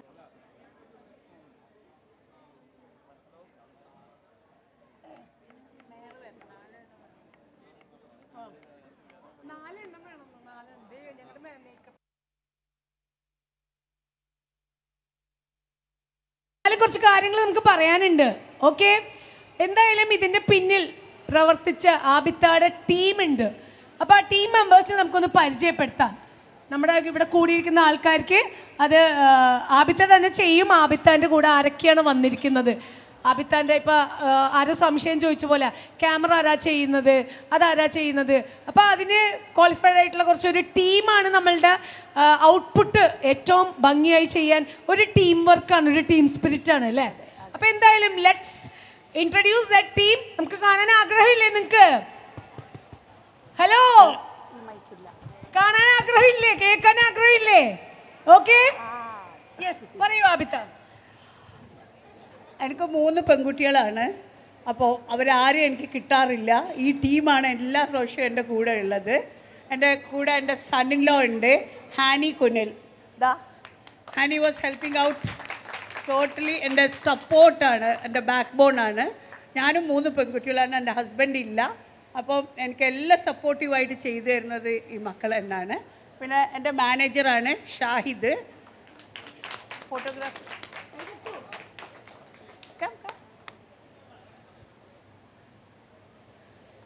എല്ലാവർക്കും സംശയം ഉണ്ടായിരുന്നു ആരോ വീഡിയോഗ്രാഫർ എന്ന്. ഒരു വീഡിയോഗ്രാഫറാണ് അക്ഷയ്. അക്ഷയും എൻ്റെ കൂടെ ഉണ്ട്. എന്താ നമ്മളിവിടെ സംഘാടകരും എന്നെ ഹെൽപ്പ് ചെയ്യാൻ വന്ന ഇവരും ഞങ്ങളെല്ലാവരും കോഴിക്കോട് നിന്നേ വന്നതാണ്. Thank you. ഓക്കെ, അപ്പൊ കണ്ടില്ലേ ആബിത്താന്റെ പിന്നിലെ ബാക്ക് 3 മെന്നാണ് കേട്ടാ. അപ്പൊ അതൊരു വലിയ സന്തോഷമുള്ള കാര്യമാണ്. 3 പേരാണ് ഒരേപോലെ, ലെഫ്റ്റും റൈറ്റും മാത്രമല്ല, കൂടെ സപ്പോർട്ടായിട്ട് ബാക്കിൽ ഒരാളുണ്ട്, 3 പേരുണ്ട്. So it's a big strength. എല്ലാവരും കൂടെ കൂടുമ്പോൾ ചെയ്യുമ്പോൾ അതിലൊരു സന്തോഷം വേറെയാണ്, ഒരു വലിയ സപ്പോർട്ട് തന്നെയാണ്. മാത്രമല്ല ഞാൻ ഇവിടെ വന്നപ്പോൾ ശ്രദ്ധിച്ചതാണ്, സണ്ണില്ലോ എന്ന് പറഞ്ഞ ഹാനി എന്താ പറയുക ഭയങ്കര ഇൻട്രസ്റ്റഡ് ആണ്. പുള്ളി ബാംഗ്ലൂർ മലബാർ ക്യാൻറ്റീൻ അല്ലേ ഒരു റെസ്റ്റോറൻറ്റ് റൺ ചെയ്യുന്നുണ്ട്. പുള്ളിക്കും പാഷനാണ് കുക്കിംഗ്. അപ്പോൾ സവാള അരിയാനും തക്കാളി അരിയാനും എന്തൊക്കെയാണ് ഉമ്മാക്ക് വേണ്ടത് ചെയ്തു കൊടുക്കാനും അതൊക്കെ ഒരു വലിയ അനുഗ്രഹമാണ്, വലിയ സപ്പോർട്ടാണ്. പഠിച്ചവൻ എന്നെന്നും അത് നിലനിർത്തി തരട്ടെ എന്ന് ആശംസിക്കുകയാണ്. സർവശക്തനായ അള്ളാഹുവെ എല്ലാ അനുഗ്രഹങ്ങളും എപ്പോഴും ഉണ്ടാവട്ടെ. Okay, and you are a very powerful woman, very strong. എനിക്കും ഭയങ്കര മോട്ടിവേറ്റഡ് ആയി. കാരണം റിയലി കാരണം നമ്മൾ ഒരുപാട് life is not a straight line, always up down it goes in a circle. അപ്പോൾ അത് ഇന്നത്തെ തലമുറയിൽ ഫേസ് ചെയ്യാൻ എല്ലാവർക്കും ഭയങ്കര പാടാണ്, മടിയാണ്, അത് സങ്കടമാണ് എല്ലാവർക്കും. പക്ഷേ എനിക്ക് തോന്നുന്നു മുമ്പോട്ടുള്ള നമ്മുടെ പഴയ ആൾക്കാർക്കൊക്കെ ഭയങ്കര സ്ട്രോങ് വിൽ പവറാണ്. ആ സ്ട്രോങ്ങും സ്ട്രെങ്ത്തും അതൊക്കെ തന്നെയാണ് അവരെ മുന്നോട്ട് ജീവിതത്തിൽ കൊണ്ടുവരുന്നത്. അത് ആബിത്ത ഷീസ് ബ്ലെസ്ഡ് എബണ്ടൻ്റ്ലി, ഒരുപാടുണ്ട്. അതുകൊണ്ടാണ് ഞാൻ പറഞ്ഞത്, അല്ലാണ്ട് വെറുതെ പറഞ്ഞതല്ല. She's A powerful woman, she's A woman of strength and very much power. അപ്പോൾ എന്തായാലും അതുപോലെ വുമൺ ഓഫ് ഫ്ലേവേഴ്സ് എന്ന് പറയാം. കാരണം ക്വീൻ ഓഫ് മലബാർ കുസീൻ എന്ന് പറഞ്ഞ പോലെ വുമൺ ഓഫ് ഫ്ലേവേഴ്സ് എങ്ങനെയാണ് ലോക്ക് ചെയ്ത് ഇത്ര ഭംഗിയായിട്ട് ഒരു ഫുഡ് ചെയ്യാന്നുള്ളത് നമ്മൾ കണ്ടു പഠിക്കേണ്ട കാര്യം തന്നെയാണ്. So anyway thank you so much Abitha. I really love you. And ഇനിയും ഒരുപാട് വേദികളിൽ ഇതുപോലെ യങ്സ്റ്റേഴ്സിനും അറിയാൻ പാടില്ലാത്തവർക്കും ആബിത്താൻ്റെ എല്ലാ കഴിവുകളും പറയാൻ പഠിച്ചവൻ അവസരം തരട്ടെ. തീർച്ചയായിട്ടും അതിനുള്ള ആരോഗ്യവും ആയുസ്സും സന്തോഷവും എല്ലാം ആബിത്താൻ്റെ ജീവിതത്തിൽ ഉറപ്പായിട്ടും ഉണ്ടാവട്ടെ. And thank you so much. നമ്മൾ ബിരിയാണി പൊളിക്കണ്ടേ? ഇനി ട്രിവാൻഡ്രത്തിൻ്റെ സ്വന്തം മേയറാണ് വരുന്നത്. ഓക്കെ, അപ്പം മേയർ വന്നിട്ടുണ്ട്. ഷീസ് ആര്യ രാജേന്ദ്രൻ. അതാ എത്തിക്കഴിഞ്ഞു. എത്തിയിട്ടില്ല? ഓക്കെ, എന്തായാലും വന്നുകൊണ്ടിരിക്കുകയാണ്. രാജേന്ദ്രൻ വെൽക്കം. ഞാൻ ഉറപ്പായിട്ടും പറഞ്ഞു തരാം കേട്ടോ. എന്തായാലും ആര്യ രാജേന്ദ്രൻ നമ്മുടെ സ്വന്തം മേയറാണ്. പ്രിയപ്പെട്ട മേയറെ സ്വാഗതം ചെയ്യുന്നു വേദിയിലേക്ക്. Yes ma'am, hearty welcome. Please come. സ്വാഗതം. Okay, thank you so much indeed, you are gorgeous. Yes, okay, അപ്പോൾ എന്തായാലും നമ്മളുടെ ആബിദ റഷീദ് ഉണ്ടാക്കിയ നമ്മുടെ തലശ്ശേരി ബിരിയാണി ആദ്യമായിട്ട് ടേസ്റ്റ് ചെയ്യാൻ പോകുന്നത് നിങ്ങളുടെ സ്വന്തം മേയറാണ്. അപ്പോൾ എന്തായാലും തകർക്കും, നമുക്ക് ഒപ്പം കഴിക്കാം കേട്ടോ. Okay, yes.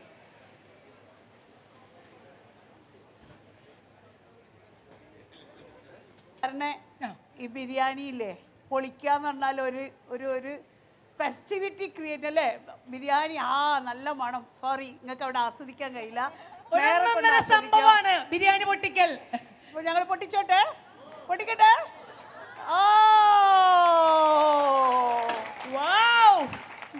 എനിക്ക് നന്നായിട്ട് മണം കിട്ടുന്നുണ്ട്.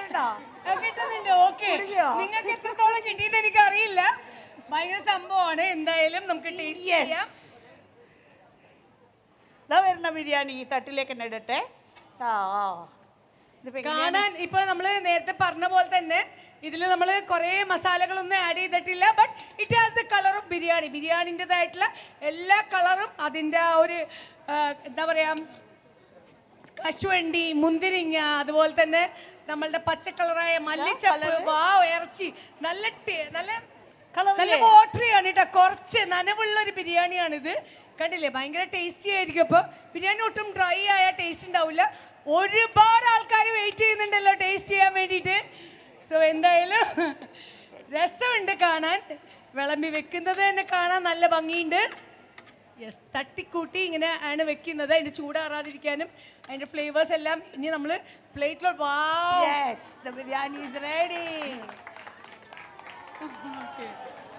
വാസനിക്കുന്നുണ്ട്. ഇപ്പോഴാണ് നിങ്ങൾക്ക് മണം കിട്ടിയത് അല്ലേ? ഓക്കെ, എന്തായാലും നിങ്ങൾ ബിരിയാണി കഴിക്കാനായപ്പോഴത്തേക്ക് എല്ലാരും വന്നല്ലോ, എനിക്ക് സന്തോഷായി. ഇത് കഴിച്ചിട്ട് പോയാ മതി.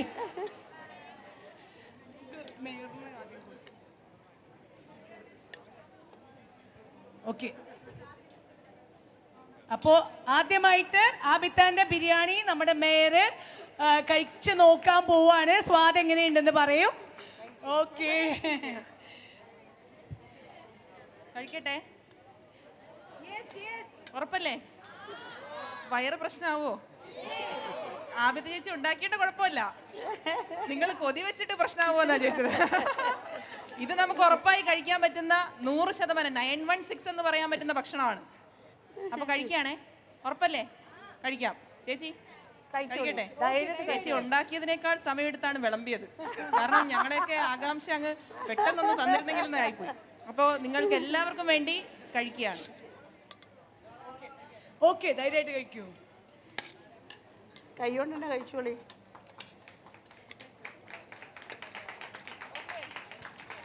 ചിക്കനൊന്നും കൈ കൊണ്ട് എടുക്കാൻ പറ്റില്ല. അത്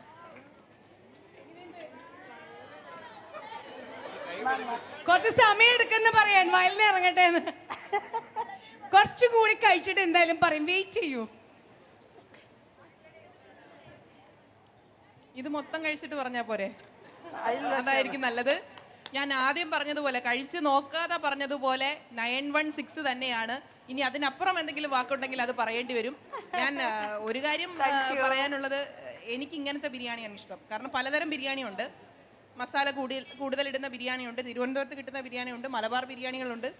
എനിക്കിഷ്ടം ഒന്ന് തലശ്ശേരി ബിരിയാണിയാണ് ഇഷ്ടം. എനിക്കൊന്ന് ഫ്രൈ ചെയ്തിട്ട് വയ്ക്കുന്നത്. അതുപോലെ തന്നെ ഇഷ്ടമുള്ളതാണ് അധികം മസാല വരാതെ എന്നാൽ മസാല ഉണ്ടെന്ന് തോന്നിക്കുന്ന ബിരിയാണി. എനിക്ക് വേണ്ടി വെച്ചതുപോലെ ഉണ്ട് എന്നുള്ളത് കൊണ്ട് തന്നെ ആബിദ് ചേച്ചിക്ക് ഒരുപാട് സ്നേഹം, നഗരസഭയുടെയും ഒരുപാട് സ്നേഹം, എൻ്റെ ഇവിടെ നിൽക്കുന്ന എല്ലാ പ്രിയപ്പെട്ടവരുടെയും സ്നേഹം ഞാൻ ആബിദ് ചേച്ചിക്ക് വേണ്ടി അറിയിക്കുകയാണ്. Okay, thank you so much. അപ്പൊ എന്തായാലും ഇതൊരു 916 ബിരിയാണിയാണെന്ന് രേഖപ്പെടുത്തി കഴിഞ്ഞു. അതുപോലെ തന്നെ രുചി അതുപോലെ അൺലോക്ക് ചെയ്ത് വെച്ചിരിക്കുകയാണ്. ഏതായാലും ടേസ്റ്റ് ചെയ്തപ്പോൾ നിങ്ങൾക്ക് ബോധ്യമായി. ഇത് കഴിച്ചിട്ട് മേയർ ഇത് പറഞ്ഞു കഴിഞ്ഞു. ഇനി നിങ്ങൾക്ക് കഴിക്കാനുള്ള അവസരമാണ്. ഒട്ടും പാഴാക്കണ്ട കേട്ടാ.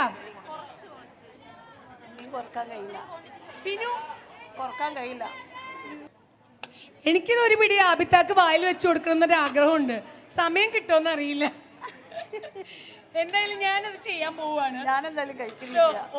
ആബിത്തേക്കിലോട്ട് ഇച്ചിരി വിളമ്പുന്നു. ഞാനൊരു പിടി വായിൽ വെച്ചിട്ട് നിങ്ങൾ കഴിച്ചാൽ മതി. എനിക്കിത് കഴിക്കാണ്ട്. ഫെസ്റ്റിവൽ കമ്മിറ്റിയുടെ സ്നേഹോപഹാരം തിരുവനന്തപുരത്തിൻ്റെ ആദരണീയായ മേയർ ശ്രീമതി ആര്യ രാജേന്ദ്രൻ നൽകും. ഉപഹാരം സ്വീകരിക്കാനായി ആബിദ റഷീദ് മേഡത്തെ സ്വീകരിക്കും.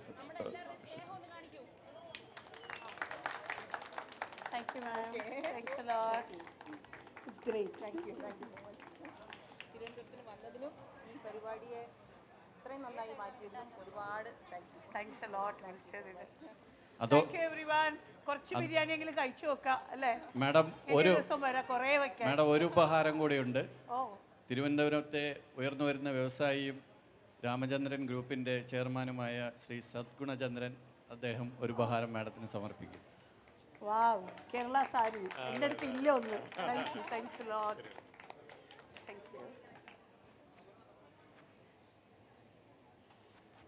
ശ്രീ സദ്ഗുണചന്ദ്രനെ ഒരു ആദരവ് നമ്മൾ ഈ വേദിയിൽ പ്ലാൻ ചെയ്തിട്ടുണ്ട്. അതിനായി ബഹുമാനപ്പെട്ട മേയറെ ക്ഷണിക്കുന്നു.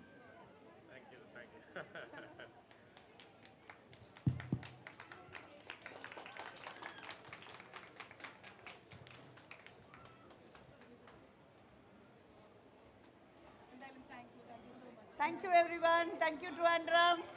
Thank you for the gift. ഇവിടെ മൈക്ക്